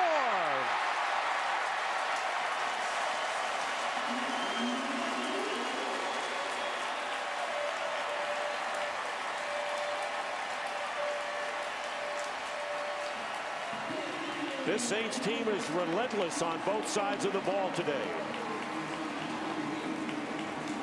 9-yard touchdown run. Well, great running by Pierre Thomas, but these guys right here should get a game ball because they are blowing the Buccaneers off the line of scrimmage. And then Pierre Thomas, Chris Ivory, Darren Sproles, they're doing the easy work because the holes are so big. 2nd touchdown rushing of the year, and Casey with the extra point. So Pierre Thomas, Darren Sproles, Chris Ivory, all playing a big role. There's a flag down here as you see the 9-yard run. Hard work by Thomas. And we're going to sort out this penalty. I think the Buccaneers threw another punch, this time Aqib Talib. The extra point is successful. Personal foul, number 26, defense. That 15-yard penalty will be assessed on the kickoff. Timeout. Buccaneers have not been able to maintain their composure as the Saints have taken the game away from them at this point. Sean Jones called for the penalty. It'll be assessed on the kickoff. 24-6, New Orleans. Orleans Saints clicking on all cylinders today. But you guys, you watch these guys work. They know how to work. Impressive operation going to their practice on Friday. Their attention to detail. They thought they'd come out and play well. Sean Payton did, and they certainly haven't disappointed. And a disappointment for the Buccaneers coming off their bye week, John, knowing that they came back from London after losing to the Bears. They have their big division rivals coming back, and they really haven't come up with it with all that time. Here again is the touchdown by Pierre Thomas. They will return to the Superdome in a moment. And a reminder to get coverage of every NFL game on NFL Mobile. Call ** NFL to get NFL action right on your phone. From the 20, first down, Buccaneers. Been held to 2 field goals in this game. Fake to LeGarrette Blount. And out of the backfield is Blount, who is open. And he'll get the first down as he crosses the 30 with Jonathan Casillas, who started at weak side backer. Shanley moved, and Dunbar went to the middle with Vilma out of action today. 378 total yards for the Saints. Huge rushing average, leading 100 yards more than Tampa Bay. Look at those first downs, 22-6. That's the story of the game. They're possessing the ball.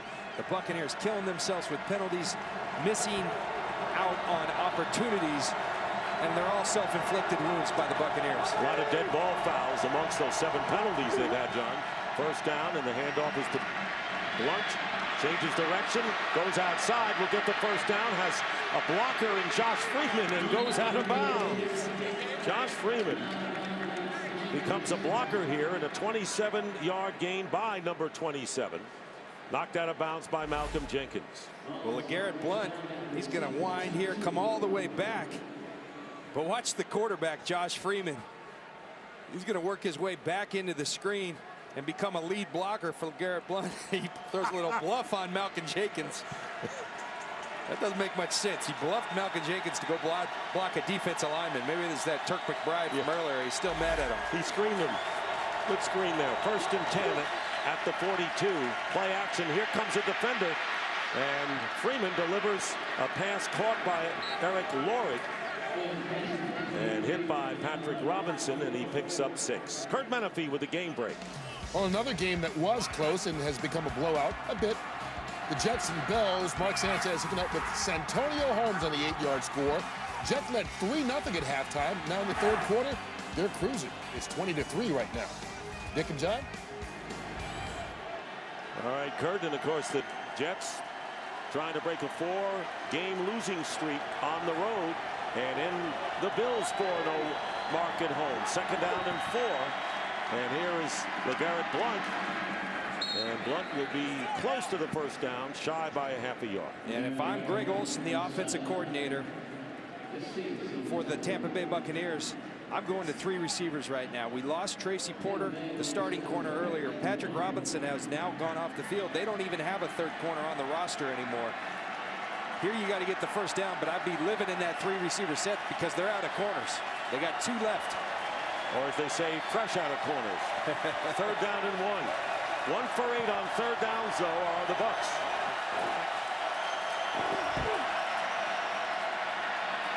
Freeman's pass off the hands of Eric Lorig. Incomplete. It'll be 4th and 1, and I think if the Bucs went for 4th down earlier in the first quarter, they would do it here. Yeah, it's a game of inches, and these are balls. There's 2, frankly, thus far. We saw the one to Lumpkin earlier, and that's a tough catch, but you got to make the catch. That's how you win big games like this. I will give it to Eric Lorig. He was a defensive lineman at Stanford 3 years ago, so he's still working on those hands. You're defending the Cardinal here, in other words. Not surprised. So Lumpkin and Lorig had chances. Now it's 4th and 1.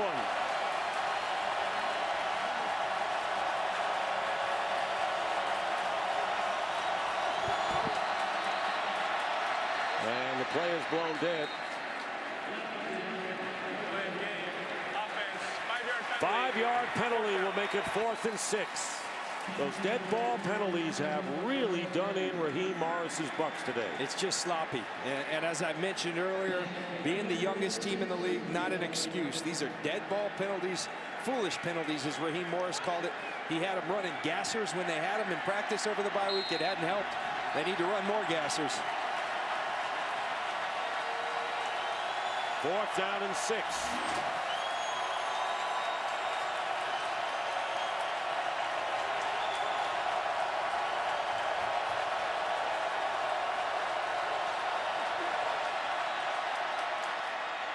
And the pass is caught, and it'll be a 1st down. Mike Williams holding on to the ball with Lee Torrance on his back. Picks up 8 yards and a 1st down, and that may be the last play of this 3rd quarter. As Freeman hitting Williams. Not an easy play to convert either. That is the end of the 3rd quarter with the score. The Saints 24 and the Buccaneers 6. Fox NFL Sunday will continue after a break from your local Fox station.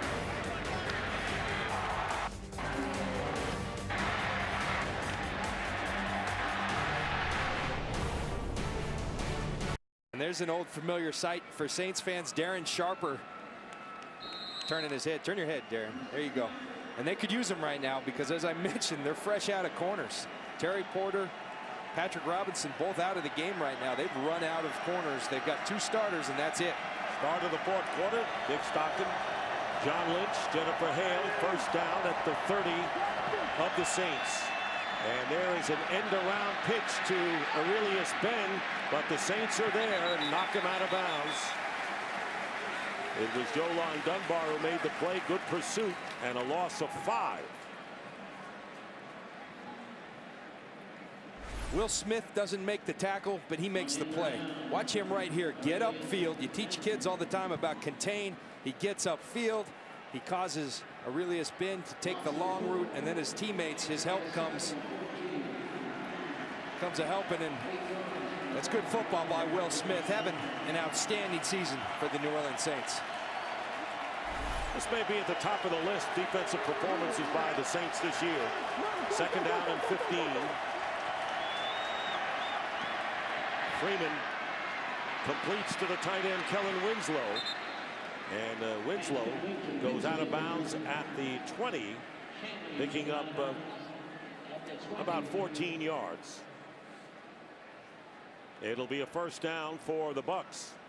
Opening minute here of the 4th quarter. The Buccaneers must not have recognized thus far that Patrick Robinson is out of the game. They keep going with these conventional sets. If you're in 3 receiver set, they don't have. You got to put a linebacker or a safety because they're out of corners.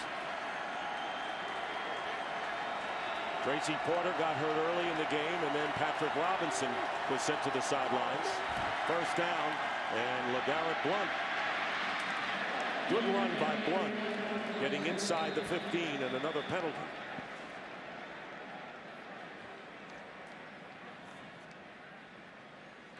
Personal foul.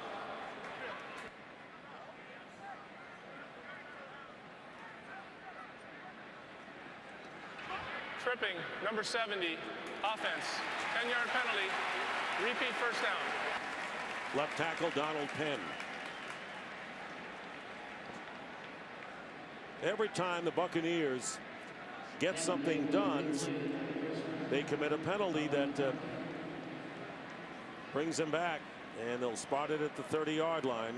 Rough day for Raheem Morris's club, trying to get a touchdown to narrow the gap with plenty of time here in the 4th quarter. Patrick Robinson, by the way, shaken up earlier, is into the game. He and Jabari Greer are the corners for the Saints. There's Robinson. 1st down and 20. Fake to LeGarrette Blount. Pass caught by Laurie. And the fullback brought down. Not many yards after the catch today by the Bucs. Good tackling by the Saints at the point of attack. A gain of 7. Casillas on the play. Well, we said it coming in. This Saints defense needs to play better. They aren't causing turnovers, and they've been letting people run right through them. They've answered the challenge as well. And Greg Williams, very good defensive coordinator. His unit hadn't been playing well, but they're certainly responding today. Gave up 7 against Indianapolis, 10 against Jacksonville. 6 is the fewest they've allowed, and here is Freeman, caught by Mike Williams. And Williams dives to within about 3 yards of the first down. He got 10.5 on that play. With third down coming up for the Buccaneers. It's good to see Mike Williams starting to play well again. Struggled here earlier today, has struggled in his second year. Kind of a sophomore slump for Mike Williams. 1 for 9 on the Bucs on third down conversions. They need 3. Williams has come on.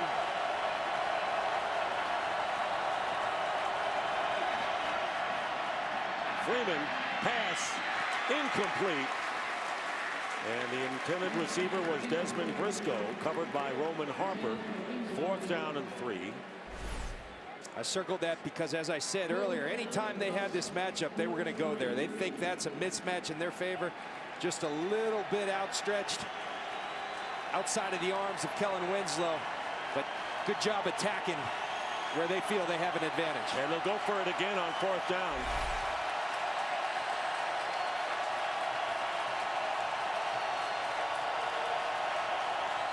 Fourth and 3 on the 13. Pressure on Freeman, and the flag goes down, and LeGarrette Blount might have been, or Parker might have been interfered with by Malcolm Jenkins.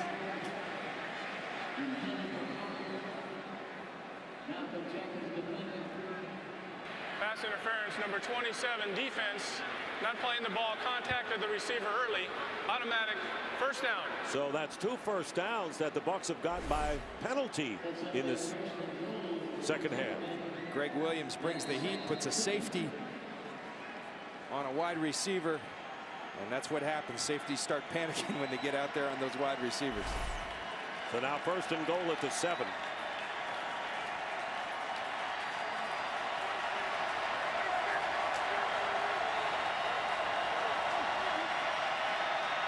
Freeman overthrowing Kellen Winslow, so it'll be 2nd and goal. This for the Buccaneers has been their Achilles heel. Along with the penalties, they are dead last in the red zone, and there's really no reason for it, Dick. When I look at a red zone offense, I say, can they run the ball? All right, they can run the ball. With LeGarrette Blount, they can. You've got weapons. Well, you've got Kellen Winslow, you've got Mike Williams, but yet we've got last against last. Yeah, so who's going to win? 2nd and goal, ball at the 7. Tampa Bay looking for their first touchdown of the game, and there's Freeman going to run it. Josh Freeman, and he'll get tripped up and down. Jabari Greer and Scott Shanley were there. So now 3rd and goal. Still at the 7. And they'll have 2 downs to try to get it through. That was a designed run all the way. When you're struggling on something as bad as the Buccaneers are, you're trying. You're looking for things. We saw Josh Johnson come into the game earlier today. That's a designed run to Freeman. They're trying to find a way to get it in the end zone. Nothing's working.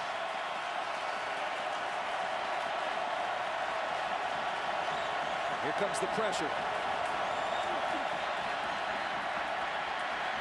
Freeman in trouble. Smith going after him, and the ball tipped away, incomplete. It was intended for Williams, and Jabari Greer got a hand on it, but it was Will Smith coming around to make life difficult for Josh Freeman. Well, I know how it is, Josh Freeman, because Greg Williams in this defense fooled me. They showed pressure. They only brought 3. It confused Josh Freeman. He extends the play, but great coverage because they have 8 guys back in coverage. And Greer on the intended receiver, so now Connor Barth is on as Buccaneers will try to get 3 back. 25-yard field goal attempt, and Barth's kick is good. His 3rd field goal of the game. And with 11:08 remaining in the 4th quarter, Saints lead it now 24-9. Good job engineered by Greg Williams. Not happy there. Well, this November, join the NFL's Salute to Service campaign to honor our nation's veterans and active servicemen and women. Learn more at NFL.com/salute. 24-9, the Saints leading the Buccaneers. Buccaneers coming in with a 2-0 record in the division. Darren Sproles, who has rushed for 30 yards, including a 35-yard run, and caught a touchdown pass, has 5 receptions, and this kickoff will go out of the end zone, and the Saints will come out of the 20. Drew Brees, with his 29th straight game with 20 or more completions, extending his NFL record, will be coming on again. Today's game is sponsored by Chevrolet and their award-winning cars, trucks, and crossovers. By Lowe's. Lowe's, never stop improving. And by Subway Restaurants. Get your own Subway steak melt today. Back here at the Superdome, and this is an interesting view of Brees away from the huddle, John. You know, I watched this guy practice the other day. That's what he does. There's never an idle moment. He's always thinking. He's always stretching. He's always moving. And I think that's why he's so good. He's played the game before he ever steps on the field. From the 20, Chris Ivory gets a yard. Kurt Menefee with a game break. Well, Saints fans saw this periodically, just not enough. Reggie Bush now in Miami. 140 total yards in this game. And the Dolphins look like they're about to get their first win of the season. We say looks like it's 31-3. 7.5 minutes left in regulation against KC. Dick and John. How about Kansas City with a great winning streak and Miami winless, huh? Boy, and you see Reggie Bush there, but I think the New Orleans Saints are just fine with Darren Sproles filling in for him. 2nd down and 9. Dropping it is Jed Collins. Took his eye off the ball. Drew Brees. Good as they come. Overall rankings and the 3rd down numbers huge. And you look at the overall excellent 3rd down off the charts. And I just want to be able to explain to you how tough 3rd down is for quarterbacks in this league. Typically, your completion percentage goes down. Your rating goes down. For Drew Brees, it goes the other way. He says, listen, a lot of thought, a lot of preparation goes into this. And that's why he's the best. Hand off to Darren Sproles, and he is tackled quickly by Adrian Claiborne. First tackle of the day for Claiborne. By the way, those numbers coming into today's action. And now the Saints 4 for 8 on 3rd downs today. And 4th down, and Morstead will come in to kick it away.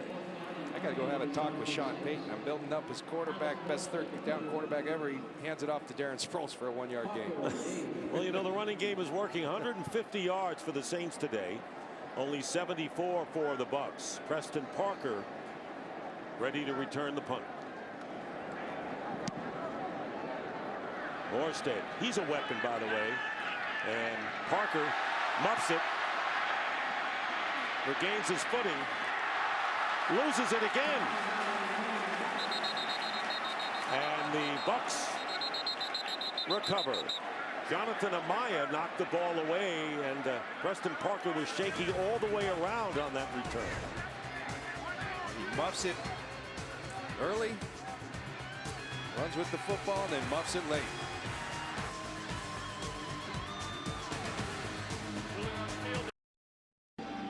Fox tomorrow, 85 million BC is a world of wonder and a world of danger. When a meteor hit takes the colony's power down, can they survive the night? Don't miss an all-new episode of television's biggest adventure, Terra Nova, tomorrow at 8, 7 Central on Fox. Josh Freeman's numbers, and the Saints, who have had some impressive ball control drives, only kept the ball, John, for a minute and a half. Bucs have 3 timeouts left. This is a 2-score game. Touchdown, and then they'd be 8 behind, so an important drive upcoming. Freeman with time on 1st down. And it's knocked down by Smith. Trying to flip it to Lumpkin. I mentioned earlier in the game, Dick, I think Josh Freeman at times would be better served by tucking the ball and running. Right there, he had 10 yards open space. You want to throw the football, but go ahead and get yards with your legs. Then you'll draw the coverage up. Then you can go over the top. Carried the ball twice for only a yard, but we know that he's done more damage that way. 2nd down and 10.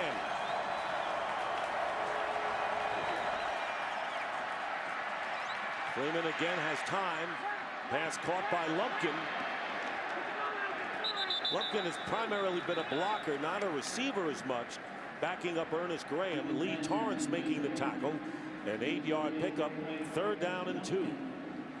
This is a key conversion here. But if I'm the Buccaneers, I start getting in that hurry up. To me, that's when Josh Freeman plays his best football anyways. We've seen him in the 4th quarter. A ton of 4th quarter comebacks by Josh Freeman. This is when he's at his best. The more desperate it is, that's when Freeman rises to the occasion, it seems.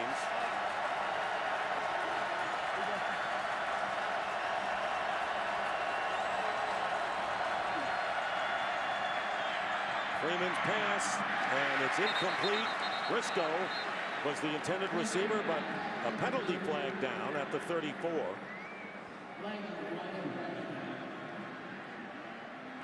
Illegal hands to the face, number 24, defense. 5-yard penalty, automatic. 1st down. Lee Torrance 1 for 11 on 3rd down conversions, John, are the Bucs, but they've gotten 3 breaks because of penalties against the Saints defense. We've seen penalties go both ways in these games, and they're coming in critical junctures of the game. 3rd down twice now for the Buccaneers, getting the 1st down due to penalties on 3rd or even on a punt.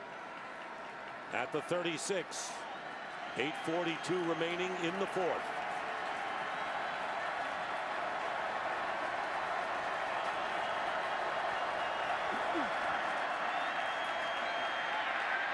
Freeman's pass caught by Preston Parker. Parker 1st down, and he edges his way into New Orleans territory. Malcolm Jenkins makes the play, 15-yard gain, and now they're moving it up a little faster with the tempo. Josh Freeman has such a skill of being able to stand in the pocket. He's a big man, 6'6", 250 pounds. He hangs in there, The ability to throw off his back foot serves him well.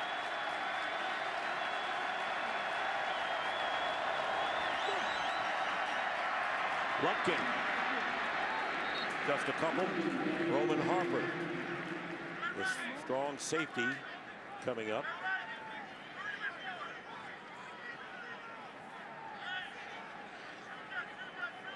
Saints still have both of their games against the Atlanta Falcons to be played, and one against Carolina in the division. 2nd down and 7.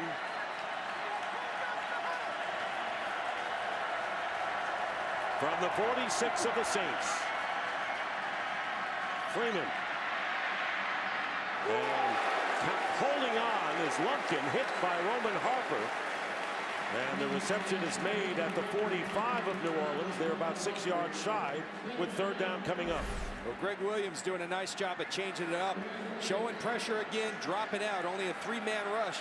Plenty of time, but so many people back in coverage. This is all Josh Freeman has. Great hit by Roman Harper. They have made strong hits on every catch made by the Bucs today. 3rd down and 6.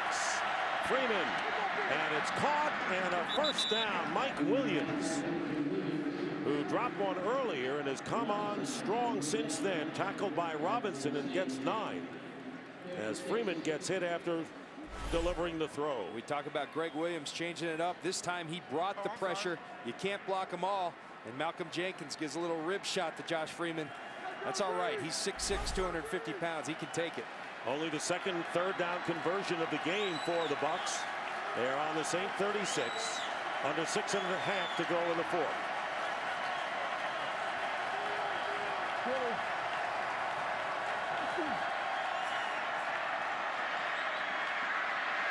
Freeman goes short, completes it to Zach Penalto, and 1 yard shy of the 1st down. First time they've gone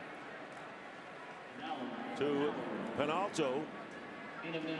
2nd catch of the season, 2nd down and 1. Remember, we're 6 minutes now left in the game. Field goals don't do you any good. You got to score touchdowns. And I would try a shot right here. You know the red zone struggles. Try to score from outside the red zone. Kellen Winslow is in the slot to the right on 2nd down and 1. And there's a pass to Williams. And the ball knocked away by Lee Torrance, and a flag comes down late.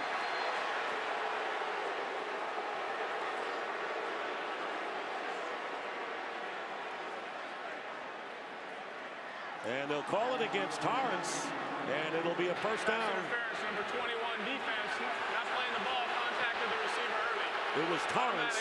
First down. Robinson is 21, but it was Lee Torrance here against Williams. And I tell you, from up here, it looked like, if anything, it was going to be offensive pass interference. Watch, Mike, that's playing the football, and that's not a good call in my mind. But the Buccaneers are the beneficiary. And when you take shots like that, you've got an opportunity for two things to happen. One of them's a PI, and they just got it. That's why Hail Marys can pay off that way sometimes, John. First and goal at the 5.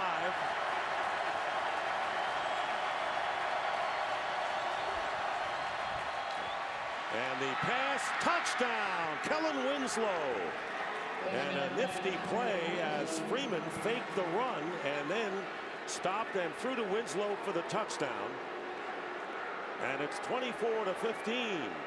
An impressive drive and the first touchdown scoring drive for Tampa Bay today. Well, Dick, you hit it. Last time they were in the red zone, they went with the design run. Here they bluffed the design run, and Kellen Winslow's going to get upfield, and Josh Freeman hits him. Draw Jonathan Casillas, the linebacker, up, pop it right behind him. Connor Barth makes it an 8-point game. That's a one-possession game, a touchdown and a conversion. So the Buccaneers stay in the game with 5:33 to go on the 5-yard touchdown pass to Kellen Winslow. Today's game is sponsored by Chevrolet and their award-winning cars, trucks, and crossovers. Peyton upstairs, but Raheem Morris downstairs. I love what Jimmy Johnson said. We were laughing at that. He says it's having a teacher upstairs, downstairs, and throwing spitballs at one another. Yeah, says you got the substitute teacher in class. And this is where you need that old school, the regular teacher that's willing to whip those kids a little bit. Because right now it's getting tight. You got a one-score ball game right now. Sean Payton, I promise you, is wishing he could be down on the field with his team. And the Saints not out of the woods yet. And leading by 8. And Saints will take it out on the 20. Drew Brees, 24 of 33, 2 touchdowns.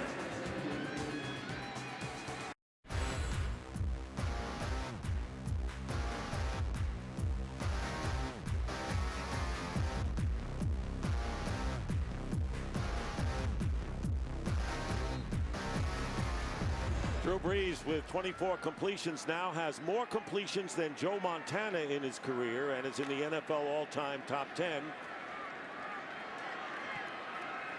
Looking to perhaps put this game away.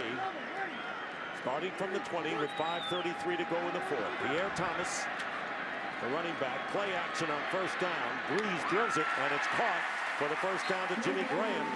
And the tight end out to the 35, gaining 15. Quincy Black. Well, again, a tremendous adjustment from last week. You're having trouble protecting the quarterback. Bring a tight end over, Dave Thomas, and pop their best pass rusher right in the mouth. Give Drew Brees time, and you give him time, he's going to find guys like Jimmy Graham. Great execution by the New Orleans Saints protecting Drew Brees. 6 catches, 78 yards, leading the Saints in receiving today. Chris Ivory, the back, and another play action. Brees, and he throws short, and it's caught by John Gilmore. And Gilmore makes the catch at the 43, picking up 1 yard, or 9, we should say.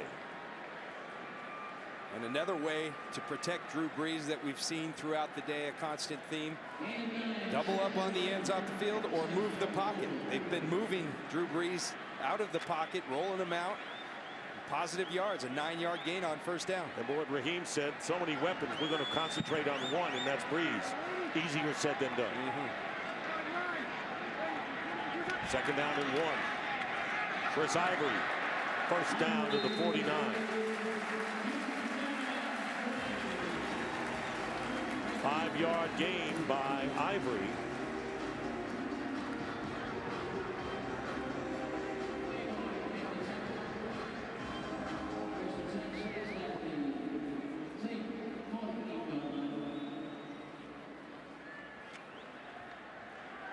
Want to welcome the viewers who saw the Atlanta Falcons run all over the Indianapolis Colts. So they won. The Saints a half a game of both the Bucs and the Falcons coming into this game. 1.5 game lead. Leading here, Drew Brees' throw. And threading the needle, it's a catch to David Thomas, using all of his tight ends on this drive, picking up 3 yards with Black and Talib there. Dick, we don't have to remind the Atlanta Falcons fans that next week it will be these New Orleans Saints coming to Atlanta to face the Atlanta Falcons, in which, if they can hang on, will be for first place between 2, 5, and 3 teams. Excuse me, 6 and 3 teams. Very tough division, and marked by 4 quarterbacks, and I say 4 because Cam Newton has made an impact. 2nd down and 6. Handoff to Chris Ivory. Ivory crosses midfield and gets to the 46 of the Bucs. Talib on the stop. 2-yard gain. And here's what this game comes down to. Drew Brees, nobody better at this league on 3rd down. Nobody better than this Saints offense on 3rd down. But if you're the Buccaneers, it doesn't matter. You got to find a way to get him off the field. I'd bring pressure. I'd get the ball out of his hands. And you got to stand up in one-on-one coverage against some great matchups, Jimmy Graham and Darren Sproles. 3rd down and 4.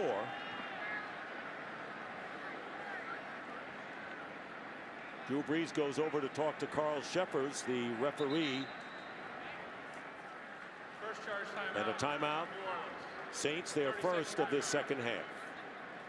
Josh Freeman, who's been the master of 4th quarter comebacks in his brief career, and trying to engineer another one, but he's got to kind of rely on his defense to keep Brees from putting more points on the board. Coming up next, we have some super games on America's Game of the Week. Giants and Patriots. Eli Manning against Tom Brady. Packers and Chargers. Aaron Rodgers against Phillip Rivers. Couldn't ask for anything more than that. Welcome the viewers who saw the Dallas Cowboys beat the Seattle Seahawks 23-13. Dick Stockton, John Lynch, and Jennifer Hale. Drew Brees having another brilliant day, although he did throw an interception. Saints running the ball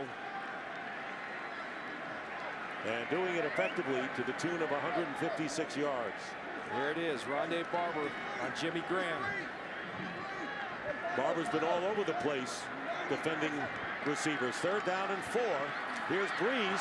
Brees is going to run. He'll get the 1st down and a lot more as he winds up inside the Tampa Bay 30. So just when you think you have everyone covered, then there's Drew Brees. He picks up 20. And Raheem Morris, who's the head coach and also the defensive coordinator, he says you got to move him off his spot. If he runs, it's a win for you. Well, not when the game's on the line. Drew Brees can do it all. He can beat you, slicing you up in coverage with the likes of Jimmy Graham and Darren Sproles, and he can also move. He's a tremendous athlete. It's not what you typically see from Drew Brees, but when it mattered most, he got the 1st down. And you really have to wonder, who other than the Saints really have the kind of firepower to challenge the Green Bay Packers? In the NFC, it's going to be tough. San Francisco's playing pretty darn well, though. 2-minute warning. We'll be right back.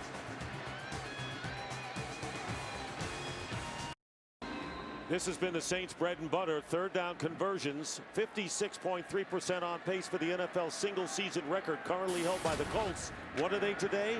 5 for 9, just about at 56%. 2 minutes remaining in the 4th quarter. 1st and 10, and Chris Ivory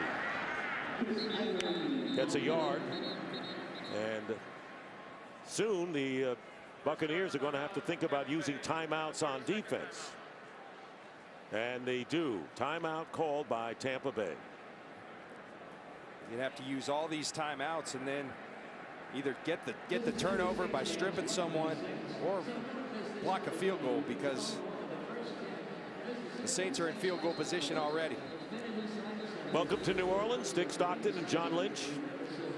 2nd down and 9 coming up for the Saints. The Buccaneers scoring on their last possession. Josh Freeman with a touchdown pass to Kellen Winslow, but Drew Brees sparked by a run of 20 yards. And the Saints threatening. All they need is 3 to make it a 2-score game. Second down and 9 at the 25.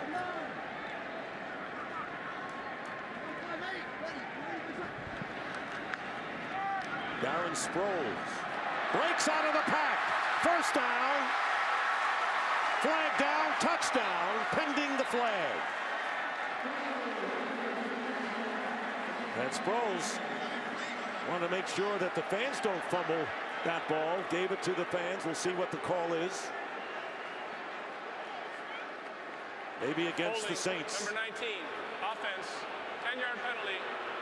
Repeat second down. So the wide receiver, Devery Henderson, holding on the play, nullifying a 25-yard touchdown run. But I got to tell you, watch this at the end of the play. I think that's a good block. I think it's a pancake block. His hands are inside. I think it's a good block. They called a hold. The Buccaneers, the beneficiaries, but I think a good block by Devery Henderson. That's what you want out of your wide receivers. And I think the lesson we've learned today that a lot of people have learned in this league, you give Darren Sproles any space, this guy will burn you. He is shot out of a cannon each and every time he touches the football. He had a 35-yard run, 15-yard catch in one scoring drive, and actually caught the touchdown pass as well. Pierre Thomas.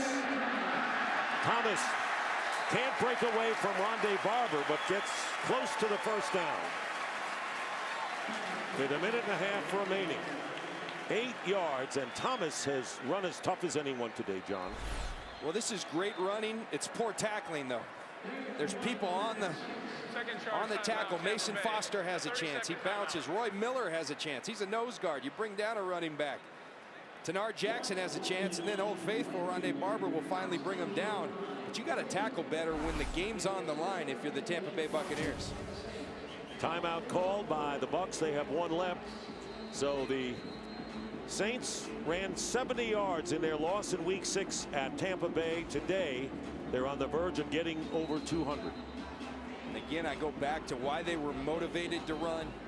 You wanted balance because Drew Brees got beat up last week. 6 sacks versus the St. Louis Rams. They've run the football. They've protected Drew Brees.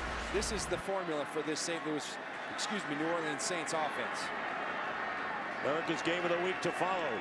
Big day of football on Fox. Third down in inches. Chris Ivory knocked back, and he appears to be stopped short of the first down. Mason Foster, the rookie middle linebacker, came in strong. And now the Bucs. Well, we're talking poor tackling. Here's a clinic tape on how to tackle. Mason Foster, Chris Ivory coming downhill and goes back downhill.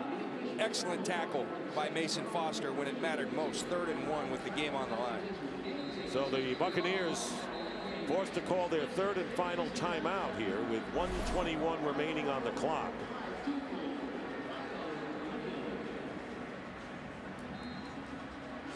Bucs are out of timeout. You can't get a better game coming up with these 4 quarterbacks in 2 games to follow. Manning and Brady with the Giants facing the Patriots. Rodgers and Rivers with the Packers and Chargers going at it. Well, let's talk about this quarterback, Drew Brees. Sean Payton's keeping him on the field on 4th down. 1:21 left.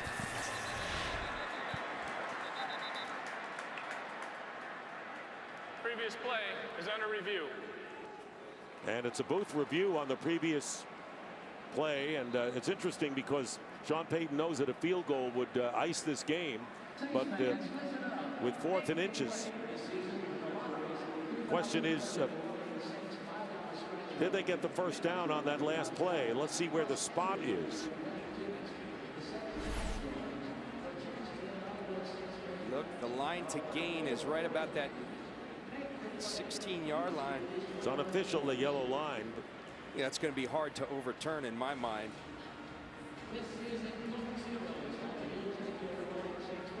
Just a tremendous tackle by Mason Foster. I think that's a stop, and I think that will remain as called on the field. Nothing to you that showed conclusively that they missed the spot. No, I'm with you.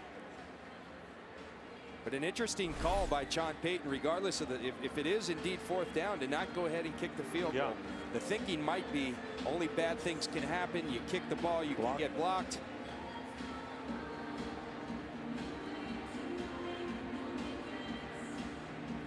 Want to welcome the viewers who saw the 49ers beat the Redskins today, and if you're looking at possible challengers to the Green Bay Packers, we're seeing one here in the New Orleans Saints. They have averaged 32 points a game. They've got 24, leading here by 8. 49ers would be another one. What a job Jim Harbaugh has done. We had them week 1, and you felt they were going to be a good football team. But here's a team with a new coach who didn't have an offseason, and here they are now at 7-1. Incredible, 8-1. And what he's done with Alex Smith. Yeah, no one believed in him. He came in, he showed belief in him. He said it's not just Alex Smith that's been the problem around here. And look at Alex Smith, one of the highest rated passers in football right now. It just shows you what a little belief, and you put some tools around him, what can happen. Johnny's become a mistake-free quarterback for that team. Meanwhile, the booth review After going review, on. the ruling on the field stands. 4th down. So it'll be 4th down and inches. And Sean Payton, and you saw him upstairs, hopes to get back after that collision in the first Tampa Bay game after the bye week. 1:21 remaining and an 8-point game, and the Saints passing up the field goal on 4th and inches. That will put the game away. Want to run for it. Looks like he's just trying to draw him off sides. Yeah, exactly. And the Saints calling their second timeout, and the field goal team. 32nd timeout. John Casey is going to come on.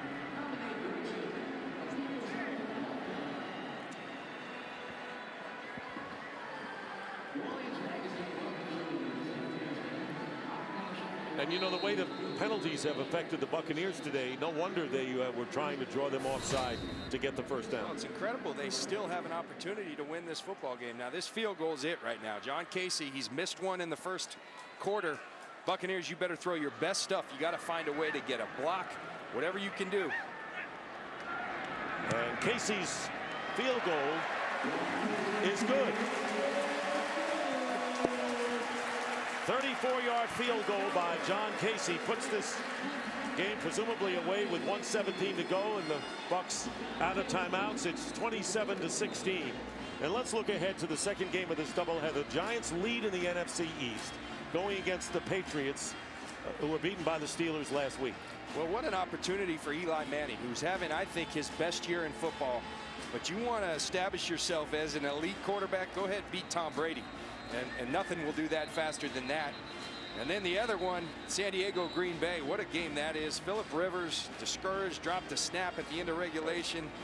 He's a competitor. He's going to come back, though. Green Bay will get the Chargers' best shot today. They will, and I think, you know, the longer you go undefeated, it's very hard for a team to go 8-0. I don't care if you've won the Super Bowl. It's hard to do it. You're going into San Diego, short week after they lost to Kansas City. Kansas City loses to Miami. How do you figure this league? Yeah, who knows? But I do know those are two very good football teams. The Green Bay Packers are not without flaw. They've been getting up a ton of yards on defense. Tom Capers in that defense has to improve on some things. They've been getting away with it because they've turned the ball over as a defense so much. They've created turnovers. What a show of quarterbacks coming up next, with Eli Manning, Tom Brady, Phillip Rivers, Aaron Rodgers. Can't beat that one, as the Buccaneers will take it out at the 20-yard line. And for those of you in the home markets of our late games, in a moment you will be leaving this one, and we will be switching you to the start of your game. Josh Freeman coming out on the field. He's 23 for 33 today, 243 yards, has thrown a touchdown pass. The only touchdown that the Bucs have scored, hitting Kellen Winslow. And your former teammate, he's had a busy day. Yeah, he's a tremendous competitor, a tremendous player. I think belongs in the Hall of Fame someday. But this team, the Tampa Bay Buccaneers, they haven't yet addressed what's been killing them. It's been penalties, self-inflicted wounds. They've got to somehow address that in the middle of this season. Freeman's pass caught by Winslow. And you mentioned that Ronde Barber could be in the Hall of Fame someday, and he's not the only one from that secondary, I might add. No timeouts remaining, 1 minute to go. First half domination by the Saints, who led 17-3 and always kept the Buccaneers at arm's length today. Freeman running. And gets the first down and goes out of bounds.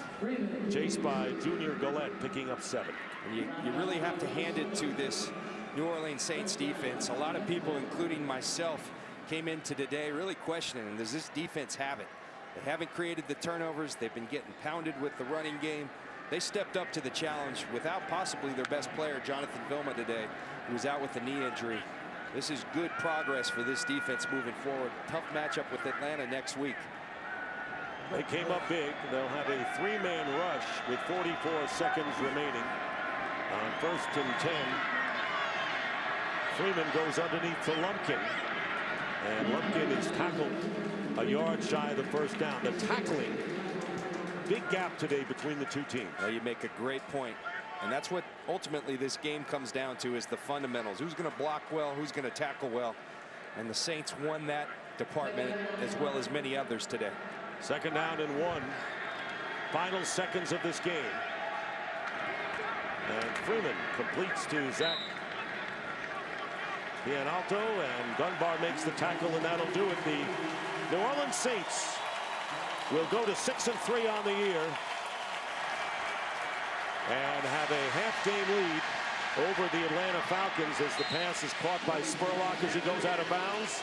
And the Bucs drop to 3rd, and they're 4-4 on the year. So long for New Orleans. Let's send it to Kurt Menefee. Welcome to the AT&T Game Break. All right, and so the New Orleans Saints get back to their winning ways, handling their business in the NFC South. Right now, it's time for America's